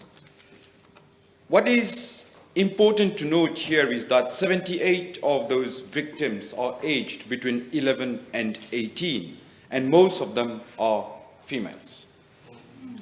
And this reflects an increase compared to previous years, and the numbers were given in my response, December 2025. Madam Speaker, there are three legislations that are directly concerned with this issue. It's the Children's Act 2020, it's the Cyber Security and Cybercrime Act 2021, and the ICT Act as well. The Children's Act explicitly criminalizes bullying, including through digital means, and provides for severe penalties where harm is caused to child under 18. The Cybercrime and Cybersecurity Act provides for offences relating to cyberbullying, online harassment, exploitation, and other forms of cyber abuse, with stringent actions, penalties for all ages. However, crimes are still on the increase. This implies that there are fundamental challenges, either with the law, or with its implementation, or with both. However, we are exploring all avenues. So with regards to the law, it has not followed the technological evolution. For example, with AI coming into the digital landscape, it has worsened matters. And lately, generative AI has also been used in causing harm and bullying to people and to children as well, mainly through fake profiles. While our legislations, the ICT Act and the Cybercrime and Cybersecurity Act, they allow for anonymous accounts, but it allows for those that are used without causing harm. But most of them have been created and they're tainted orange and they create harm. And we all know who they are. However, there has to be a scientific way of establishing what are the identities of those people. And we are working with the government of India to seek help to establish a scientific way of identifying those perpetrators. Now, the element of AI is merely one dimension, but amendments also need to be brought to the Children's Act 2020 because there are new online harms that have come into the picture. Amendments will also need to consider, as we said, the new online harms, but very importantly, shifting the onus of the lawfulness of the contents to the platform providers. And my office is in touch with the Attorney General's office in order to now engage the platform providers, those companies, and you can mention those companies because it's public knowledge. It is Meta and it is Google as well. Now, with regards to the implementation dimension, the lack of verified identities is hindering the process of identifying the perpetrators of cybercrimes. Therefore, consideration is being given not only to amend existing legislations, as I mentioned, but also to forecast or foresee implementation challenges. The intended amendments will address verification of identities and also authentication or authenticity of sensitive AI-generated materials. We see a lot of AI videos that are causing harm. Today, we do not have a means to assess whether the AI-generated objects are genuine or they are actually AI-generated. And there also needs to be obligations on the author to specify that this content is AI-generated. Now, these are some provisions that are being considered in the amendments that we are bringing to the law. And as Honorable Prime Minister mentioned this morning, we are working with the central government of India to leverage their expertise in establishing the process and the technologies as well that will help identify the perpetrators and bring them to justice.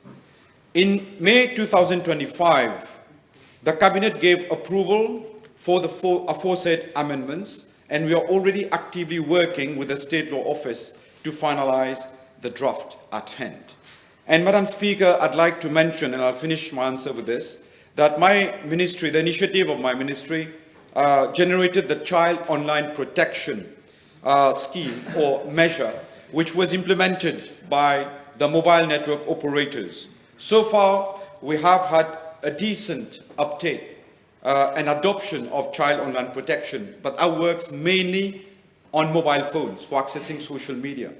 The phase 2 is in preparation and it will be applicable to Wi-Fi and routers at home so that parents will have better control over the contents that are being accessed by their children. Thank you, Madam Speaker. Thank you very much, Minister. Yes. Thank you, Madam Speaker. I have two supplementaries. Will the Honourable Minister agree with me with the urgency of the matter, and is he following international trends from modern and democratic countries around the world on this very issue, same as Australia and France in delaying access to social media for youth under a certain age? Yes, Minister. Thank you, Honourable, for the supplementary. And Madam Speaker, as a responsible government, we care for our children. And we also understand that they represent the future. And I am also father. So we understand the challenges that parents are facing. We've also seen the types of incidents that our children have faced. In some cases, there have been loss of lives as well. So yes, indeed, we are considering all options, and we will very soon reach out to the Cabinet for a decision on the way forward. Thank you, Madam. Yes. Second, yes. Thank you, Madam Speaker.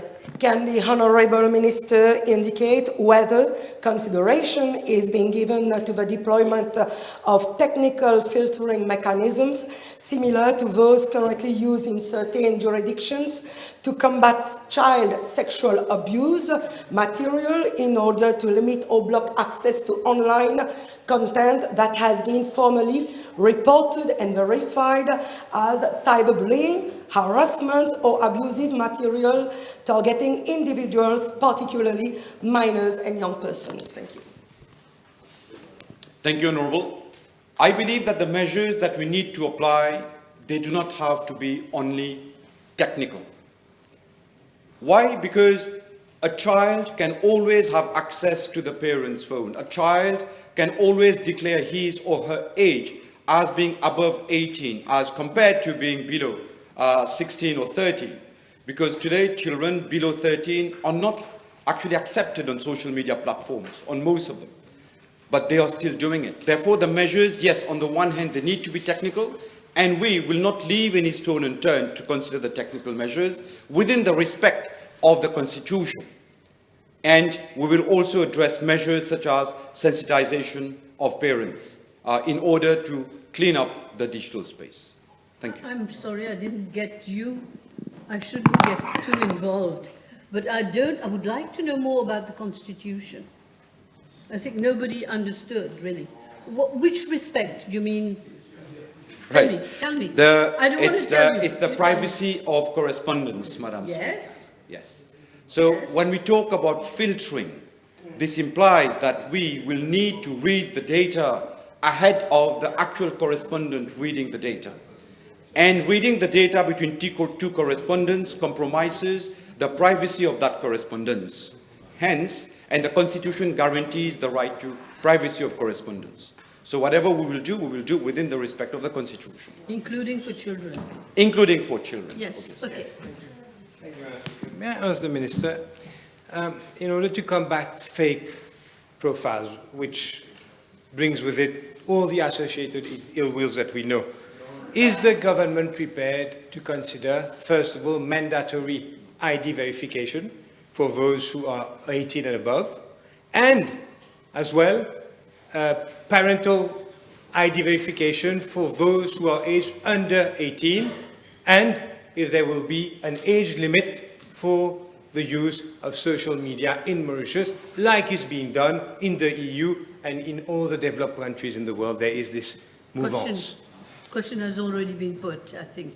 Yes, part of that question has already been put. Thank you, Honourable Member. Yes, in my response, I did indicate that the lack of verified identities is hindering the process of bringing those people to justice.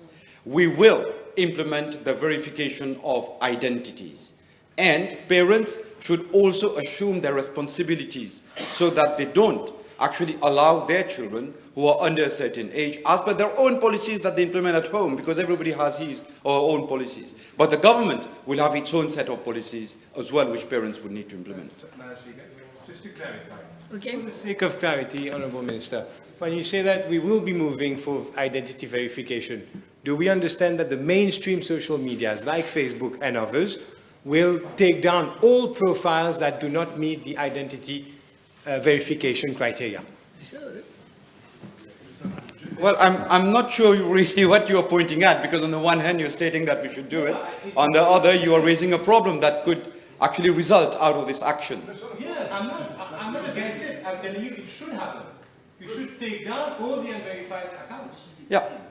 Okay. The aim is for us to have profiles that are verified. So in the process of implementing that, if it implies that all existing profiles will need to be verified, and those that are fake profiles will need to be taken down, so be it. Yes, okay. Thank you so much. Can the Honourable Minister, can I ask the Honourable Minister if he can provide the number of convictions and imprisonment terms secured imposed against offenders in the last 5 years or so? Thank you. Thank you, Honourable Member. I would not have the numbers with me at the moment, but I'm sure I will table it for you. Okay. Thank you. Okay. Next one is Mr. Bijan. Thank you, Madam Speaker. B108. Madam Speaker, I wish to highlight that despite the fact that there is no established memorandum of understanding or codified joint action plan between my ministry and district councils, my ministry provides the necessary assistance and support whenever there is any request from the district councils. These assistance support are as follows: technical support and supervision by officers for the organization of the sport activities, provision of equipment, logistics and operational assistance, including marking of grounds and supply of sports materials, joint planning and coordination mechanism, including technical meetings with committees involving my ministry, district council and other stakeholders, and financial and in-kind contribution to large-scale events, including collaboration with national sport federations and the Mauritius Sport Council. This collaborative approach has delivered tangible and measurable outcomes at both regional and community levels. Some examples are le Jeux de l'Ouest 2025, organized by the Black River District Council in collaboration with other stakeholders, including my ministry, mobilized approximately 1,500 participants across 13 villages, covering multiple disciplines and age groups. This large-scale initiative clearly demonstrates the capacity of such partnership to deliver inclusive, multi-sport events that foster community engagement and participation. More broadly, this collaboration has contributed to increase grassroots participation, improve utilization of sports facilities, and strengthen linkages between communities, schools, and sport institutions. Since January 2025 to date, the following sporting activities have been organized in constituency number 6. One major inter-village football tournament organized by the District Council of Rivière du Rempart. Access to the Grand Bay and Petit Raffray football ground was provided to the District Council. 4 ministry-led tournaments under national program, namely des écoles de foot tournaments, 2 grassroots football tournaments, and through the program À nous transforme de l'endroit, a multi-sport community outreach event held at Cap Malheureux, which integrated physical activities with social wellness. In addition, several community-level football matches and activities have been continuously held on Petit Raffray and Grand Bay football grounds. Madam Speaker, regarding volleyball and basketball, I wish to inform the House that while local teams remain actively engaged in regular training and practice sessions within the constituency, no formal competitive tournaments have been staged for these specific disciplines since January 2025. The responsibility to organize events at the competitive level rests with National Sport Federation, regional sport committees, and sport clubs. Madam Speaker, my ministry remains committed to further strengthening this collaboration, including exploring more structured frameworks to enhance coordination, planning, and long-term sustainability. In that respect, I also wish to inform the House that a specific section will be included in the new sport bill to define the clear responsibilities of local authorities related to the promotion and development of sports in the region. Yes. Mr. Bijani, okay. Yes. There's another B109.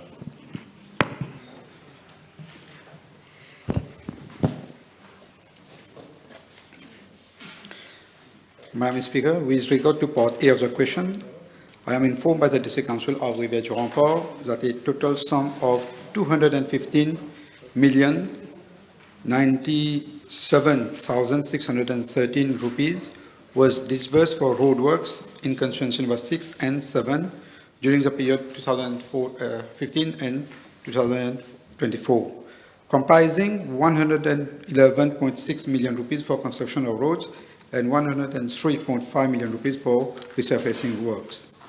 Madam Speaker, with regard to part B of the question, as requested by the Honourable Member, I am tabling the detailed list of all the roads projects carried out, indicating their nature, associated cost, source of fund, total surface area, and exact location for both constituencies.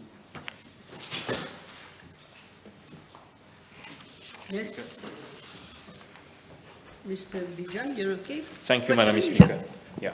In view of the substantial investment made in roadworks over the period 2015 till 2024, can the Honourable Minister inform the House what measures are being taken by the District Council of Rivière-du-Rempart to ensure proper maintenance and sustainability of these roads? Thank you.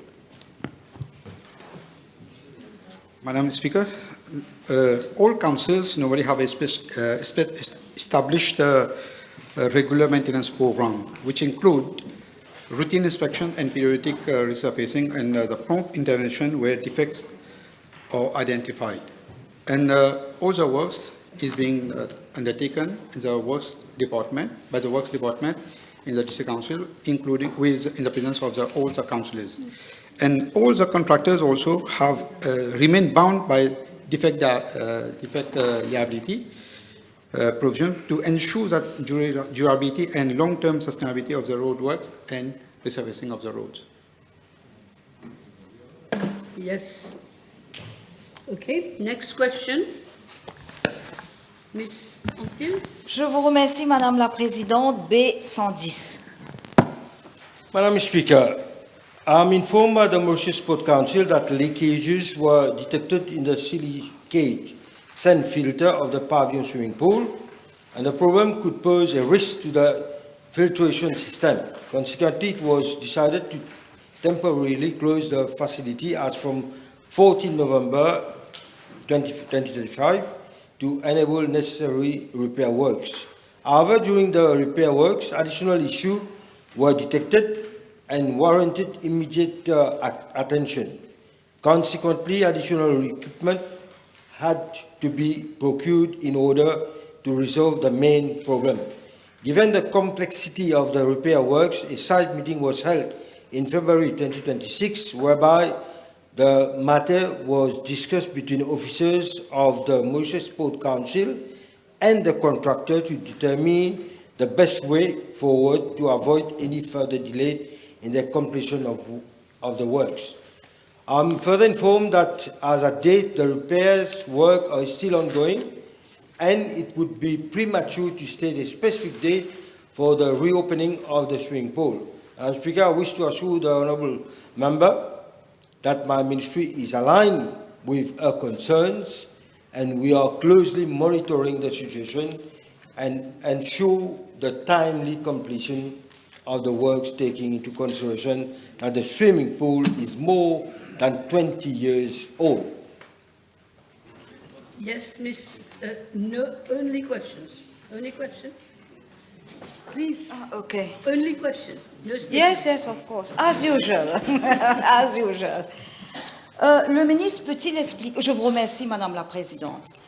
Le ministre peut-il expliquer à la Chambre comment une piscine ayant fait l'objet d'une rénovation récente au début de 2025 a dû fermer de nouveau le 14 novembre pour des travaux supplémentaires?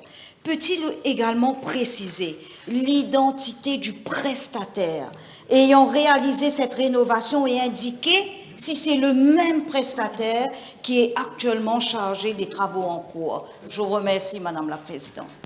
Madam Speaker, this is indeed a very good question that the honourable member is addressing to me. The bid was awarded to the lowest bidder, namely Espace Commercial Limited, for a total amount of 726,000 rupees, including VAT. The work started, like you said, in 2024, but we have to deal with the contractor. So we have a meeting with him this week. I don't know what date, I'm not sure. And we are going to settle the matter because I know that the swimming pool of Pavillon is very demanding, and both the Minister, Boulel, and yourself, and Veda Balamoudi as well, has already asked me for the date of reopening. We are going to do what we can do to see a solution. Your utmost best, yes. Your second question. Your second question. Je vous remercie, Madame la Présidente. Can the Minister inform the House of the monthly fixed costs associated with a closed swimming pool. Thank you. I don't have the detail with me. I can always table the. One moment, yes. A last one, a very short one. Thank you, Madam Speaker. Will the Minister state whether additional public funds will be required to complete the outstanding works? Thank you. I think there's a guaranteed retention money that we have. So we are going to have the meeting this week, and we are going to find a solution. Okay. Yes. Madame la ministre, quels sont, s'il y a eu des arrangements qui ont été faits afin de permettre aux nageurs, nageuses qui généralement utilisent cette piscine, puissent continuer à s'entraîner Ailleurs? Ailleurs, bien sûr. We have done this, Madam Speaker. What, Bobassa? Yeah, where? Il y a plusieurs places, par exemple à Saint-Alfred, et il y a plusieurs places qu'on a recruté d'athlètes pour suivre.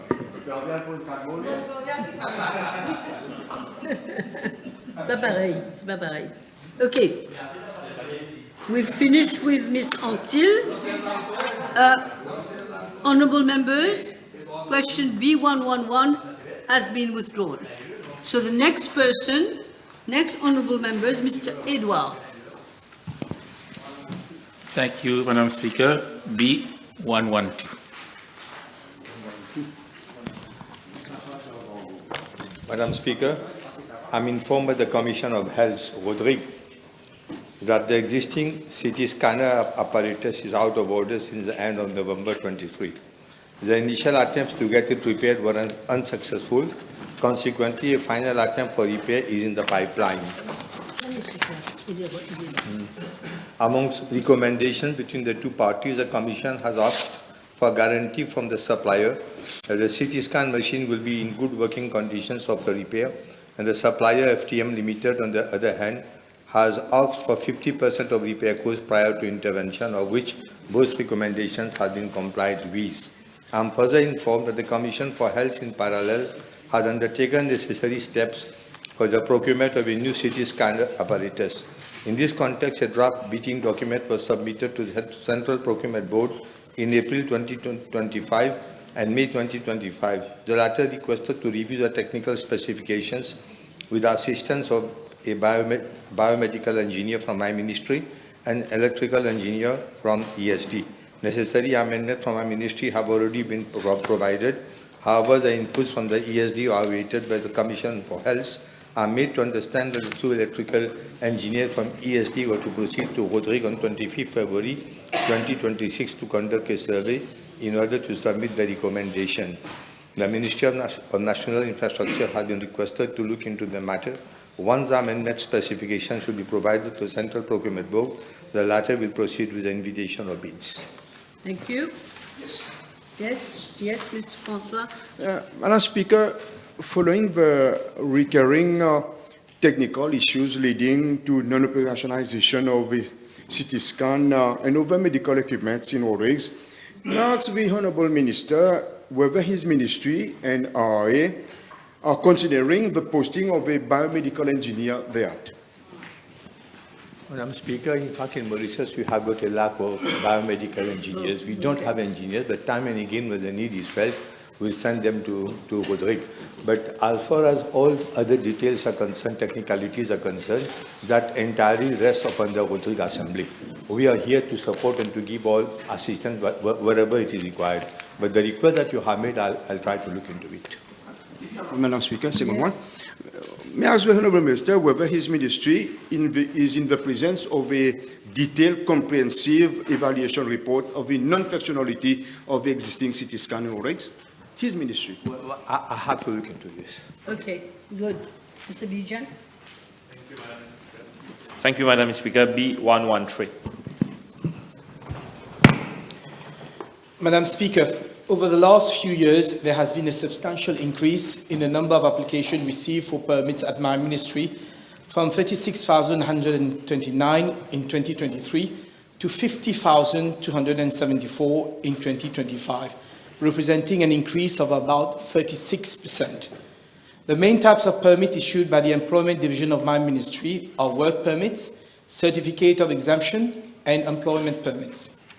Madam Speaker, for the period June 2025 to March 2026, a total of 41,833 applications were received by my ministry, out of which 33,100 have already been completed and 8,733 are pending.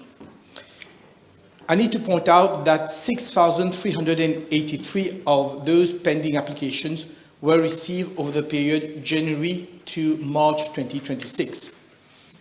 Madam Speaker, following the implementation of the recommendation of the Interministerial Committee on Work Permits issues, the procedure to apply for a work permit for foreign workers has been simplified considerably. We have replaced the former quota system with the requirement to show the inability to recruit locally, and we have extended the recruitment of foreign labor to all sectors of the economy, including domestic workers. As a result, the number of applications received for foreign workers has substantially increased. However, the number of staff that has to deal with those applications have not been increased, and this is the main cause of the delay in processing the applications.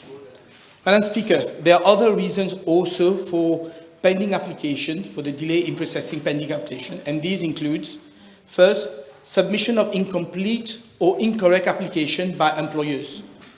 There have been cases where more than 10 times the application has gone back and forth to the employers due to missing documents.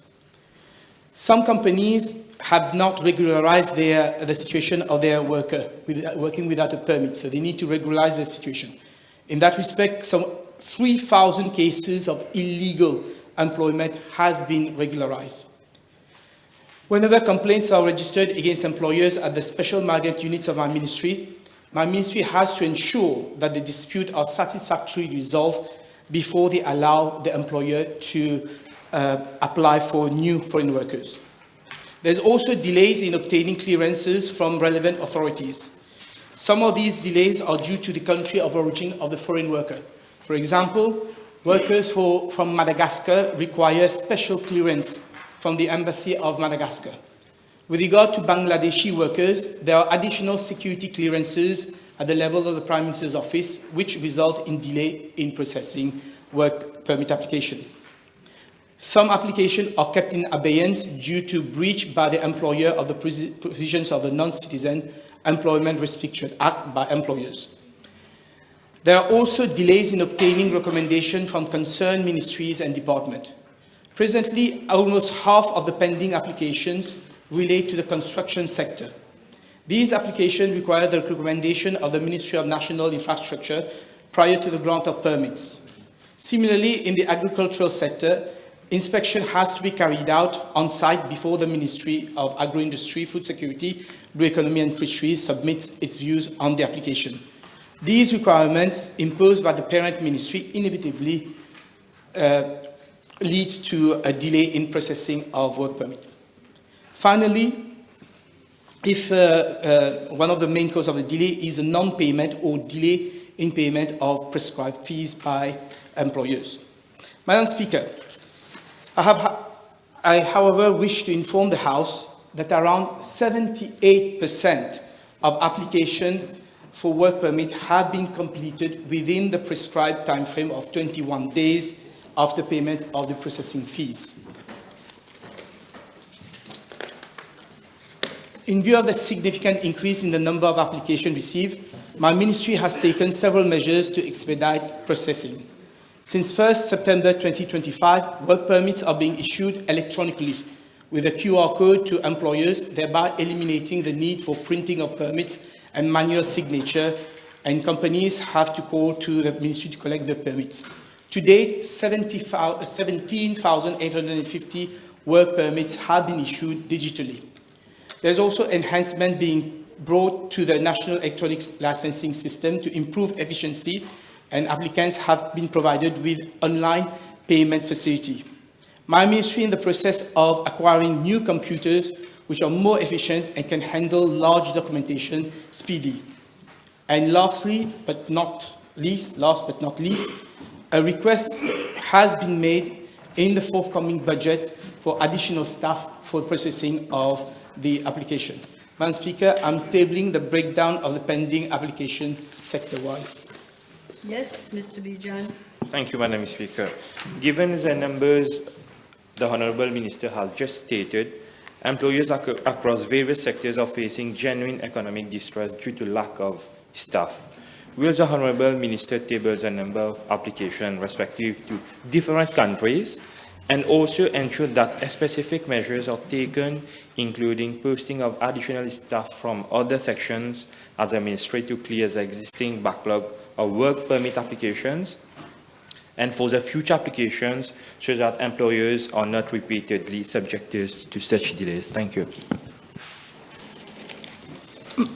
Madam Speaker, I'm tabling the breakdown of work permit issued country-wise as at 28th of February 2026. Madam Speaker, as I have mentioned in my reply quite lengthily, we're doing our best at the level of the ministry with the limited resources that we have to process speedily all the applications. But the honourable members should appreciate that everybody is looking for foreign workers now.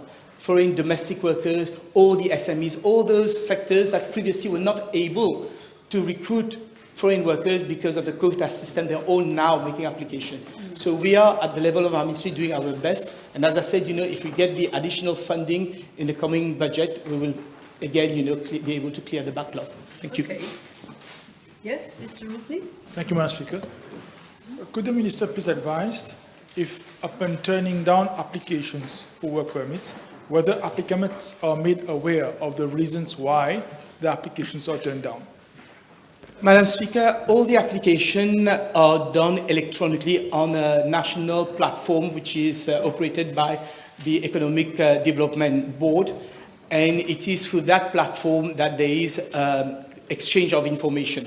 So, as I said, a lot of the reason why application may be turned down is sometimes missing documents. So the applicant will know why it is turned down.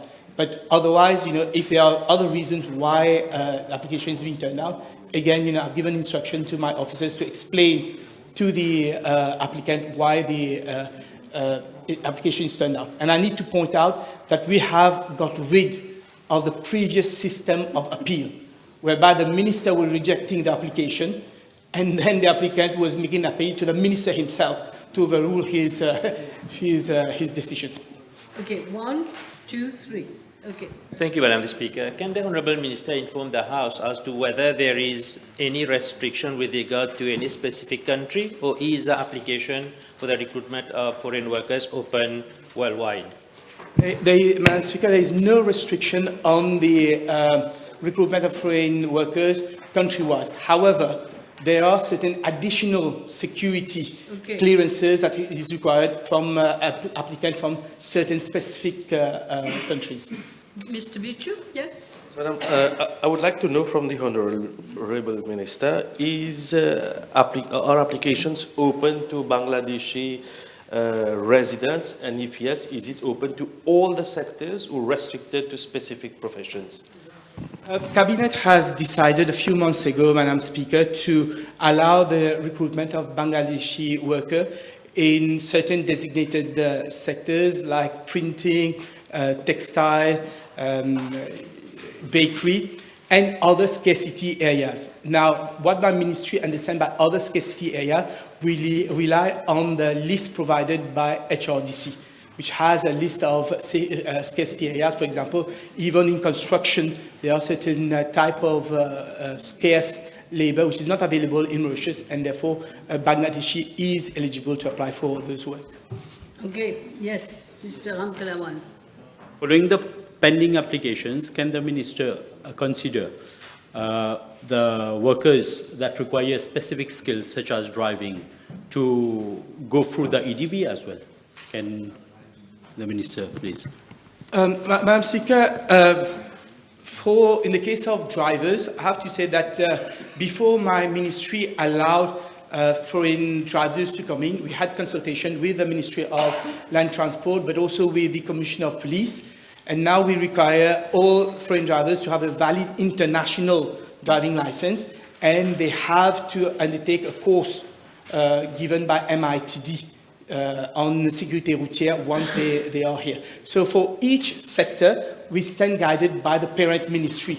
You know, the parent ministry will tell us what are the specific requirements which the foreign labor must have special skills that he needs to have in order to be given the work permit. Good.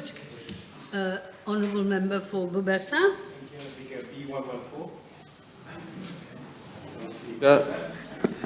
I'm sorry, for Port Louis North.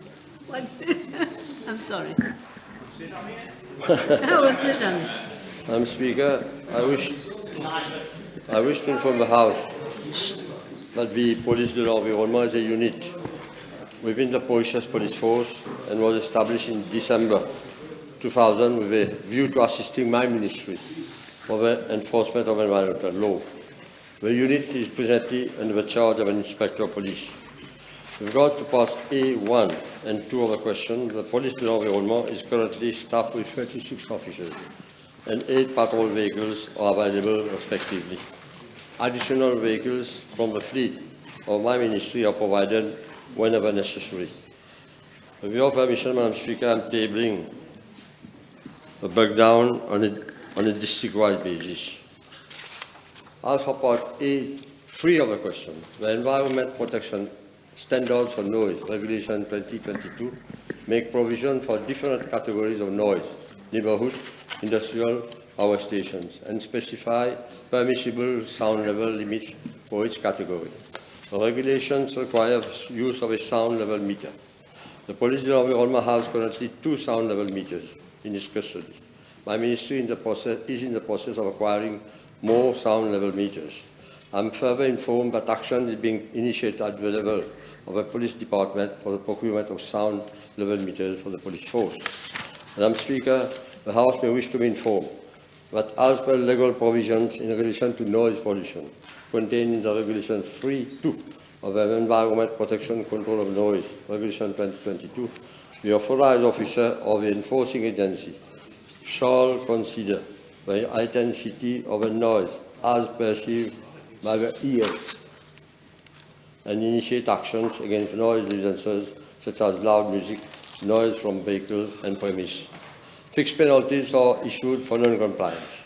These regulations empower the authorized officers to take action without the use of sound level meters. Besides, fixed penalty booklets have been sent to all police stations across the island for enforcement at the element. Madam Speaker, with regard to Part B of the parliamentary question, I am informed that the number of contraventions established since December 2024 up to 19th March 2026 by the Police de l'Environnement is as follows: making, causing noise to be made which constitute a nuisance, 161 contraventions, littering, 1,887, and illegal dumping, 95. Yes. Time is up. One last. One. Madam Speaker, I am sad to know that the already meager. Don't make us. Okay. The question is Put him this. a question. How does the minister explain, after the commitment he took last year, 1 year ago in this House, that the 37 at the time that was posted, 1 per district per shift, police officer de l'environnement, has now reduced to 36. The number of vehicles is the same. The number of sound level meters is meager 2 sound level noise recording devices. And how then does the minister, will the minister make good on his promise to fight and combat and enforce noise pollution regulations in this country, when in fact the number of staff in this department is going from 37 to 36 for the whole island? Minister. Madam Speaker, the staffing of the Police de l'Environnement is not decided by me. It is decided by the Commissioner of Police. The Commissioner of Police is aware of the situation. The Prime Minister replied to one question recently. Yes. And the Commissioner of Police has informed that he will be providing us with additional officers. But apart from the officers of the police of the environment, the Commissioner of Police has given directive to all the police officers. Everywhere. Everywhere. So you don't need only for one officer of the police of the environment. Every policer must be and should be a police de l'environnement. And there is regular, I would say, sessions, I would say, meetings with the ACPs and the district commanders, at least to involve them in the fight against this very important, I know, this phenomenon. With regard, one second, please. With regard to vehicles also, we are providing them. So we are increasing the vehicles. We all know the budgetary constraint. I won't go into the detail, you told us, but we are providing, because even in the stations, there are police vehicles and they are acting. I know that this problem of noise pollution is a cause of concern, not only to the member, but also to us, all members of Parliament. But we are taking all steps at least to act, and also we need the collaboration of the public. Come on, come on. Time is up. Time is up. We will soon be breaking for tea. Time is up now. Allez-y. Yes, I have to inform you. I'm sorry, Prime Minister. I have to inform. If you stop talking, maybe I can talk. Although I have a big voice, which is not the case of every minister, the table has been advised that the following PQs have been withdrawn. B144, 147, 148, 123, 138, 141, 117, 139, 126, 129, 115, 135, 124, 140, 125, and 133. Thank you. Motion. Yes, Honourable Prime Minister. Sorry. Madam Speaker, I move that all the business on today's order paper be exempted from the provisions of paragraph 2 of Standing Order 10. Has to be seconded. Who's seconding, Prime Minister? Yes, thank you. Question is that all the business on today's order paper be exempted from the provisions of paragraph 2. Quand vous aurez fini, je vais continuer. Of Standing Order 10. Those in favour say aye. Aye. Those against say no. The ayes have it. Statements by ministers none. Public bills first reading. Madam Speaker, I move that the Certificate of Character Bill number 2 of 2026 be read a first time. Yes, motion is seconded. Thank you. Next one, Honourable Minister of Financial Services. Madam Speaker, I move that the Anti-Money Laundering, Combating the Financing of Terrorism and Countering Proliferation Financing Miscellaneous Provision Bill be read a first time. Second reading. Yeah, who was seconding that motion? Yes, Attorney General, okay. Okay. Now, I call the Minister of Health and Wellness for the second reading debate. Madam Speaker, I beg to move that the Optical Council Amendment Bill 2026 be read a second time. This amendment has become not only urgent, but absolutely necessary. This bill is not just about amending an existing piece of legislation. It is about correcting a legislative blunder committed by the previous government. A blunder that has compromised the legal integrity of the Optical Council itself, damaged the reputation of our health system, and most disturbingly inflicted real human harm. A law that was illegal from the very beginning. Madam Speaker, let us call a spade a spade. The Optical Council Act 2021, as enacted by the previous administration, is legally flawed. It created a council structure that was unlawful from the very beginning. The current act makes provision, amongst others, for 3 opticians from the public sector to form part of the Optical Council to regulate the professional conduct of opticians and promote their advancement. Yet surprisingly, unbeknown to the lawmakers, that there are no full-time opticians employed in the public sector. There never were. In fact, there were 4 opticians who are working on a sessional basis in our hospitals.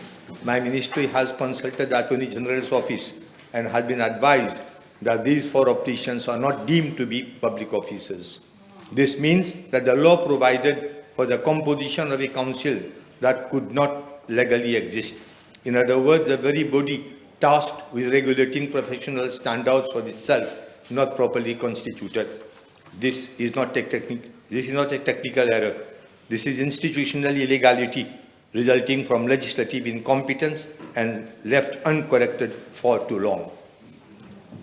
Madam Speaker, as a result of this flawed legal framework, we have witnessed the emergence of what can only be described as an unwarranted grip on the regulation of the profession of opticians by certain opticians of the private sector in Mauritius.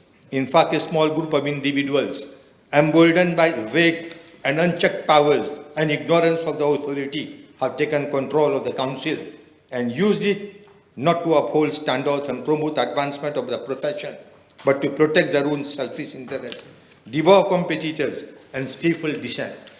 The Optical Council even abusively exceeded its legal authority by attempting to influence decision-making with regard to optical retail establishments, an area over which it had no mandate. It went as far as to submit list to another ministry recommending which optical businesses should be blacklisted from subsidy scheme for spectacles for elderly persons. This led to the arbitrary exclusion of lawfully operating optical shops, businesses that employ several Mauritians and serve thousands of citizens. Is this regulation? No, Madam Speaker. This is abuse of power. This is how regulatory capture operates, and this House will not tolerate such unacceptable conduct. Laws do not exist in a vacuum. They have consequences often on the most vulnerable citizens. Let me share one of the most disturbing outcomes of this flawed legislation, a heritage of the previous regime.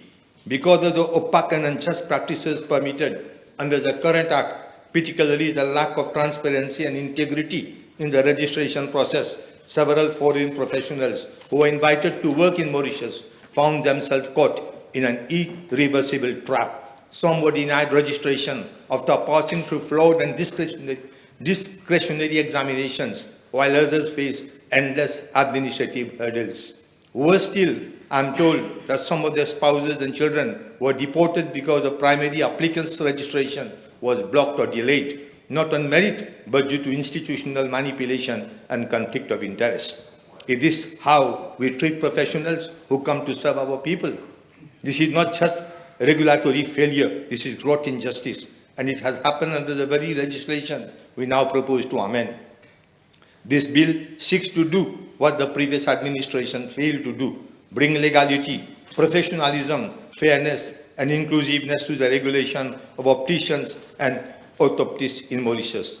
We are rectifying the illegal composition of the council by removing the requirements for the representation of public sector opticians, formally recognizing orthoptists, essential vision care professionals, and allowing for their registration and representation, clarifying the definitions of opticians and introducing a definition for optometrists, ending the pre-registration examination system that is currently riddled with conflict of interest and low transparency, and aligning registration with best practices used by other professional councils such as the Allied Health Professional Council and Nursing Council.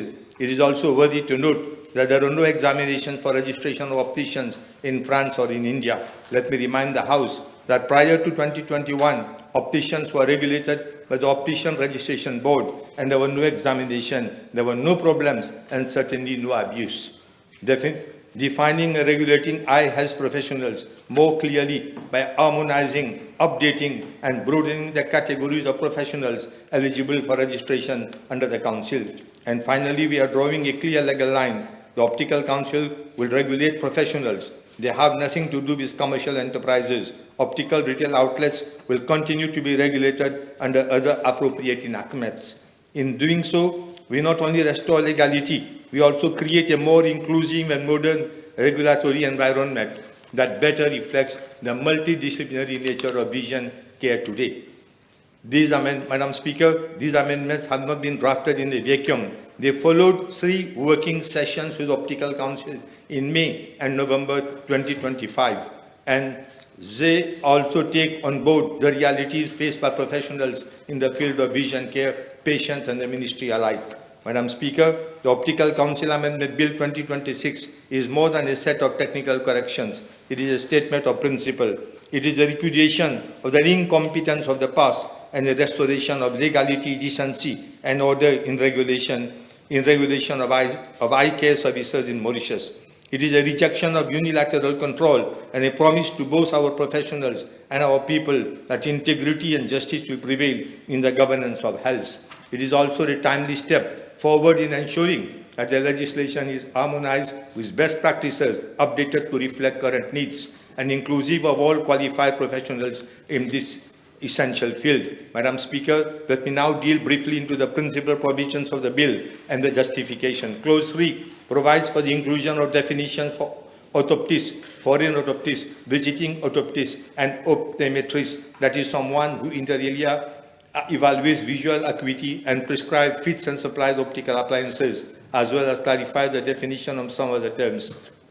Clauses 4, 5, and 6 provide for inclusion of orthoptists, foreign orthoptists, visiting opticians, and visiting orthoptists to be covered under the Act. Clause 7 and 8 provide for the new composition for the Council by removing representations of public sector opticians, increasing the number of opticians, removing representation from the Optical Association of Mauritius, as the latter is not representative of all opticians in the country, including a representative from the Ministry of Finance and the consultant in charge, Subramaniam Bharati Eye Hospital, and the replacement in case of vacancy. Clause 9 provides for the quorum and frequency of meetings of the Council. Clause 10 provides for an orthoptist to be eligible to be appointed a registrar in addition to an optician. Clause 11 provides for amendment to Part 4 of the Act pertaining to the registration of opticians to include orthoptists, foreign orthoptists, and visiting opticians or visiting orthoptists, and to repeal the requirement for examinations to be conducted by the Council.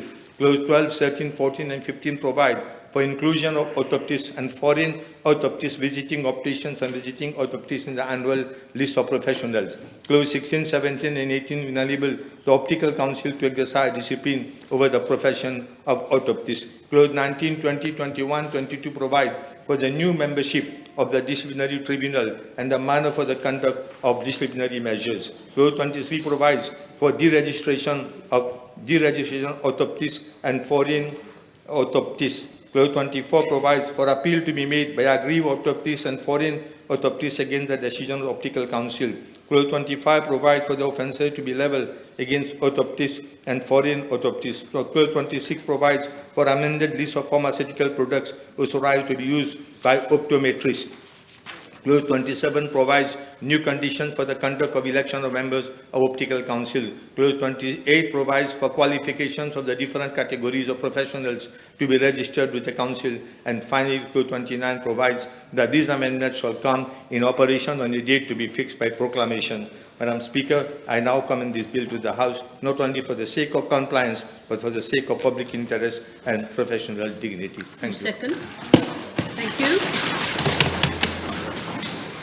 Break? Yes, shall we break for tea? Thank you very much. 30 minutes, we come back.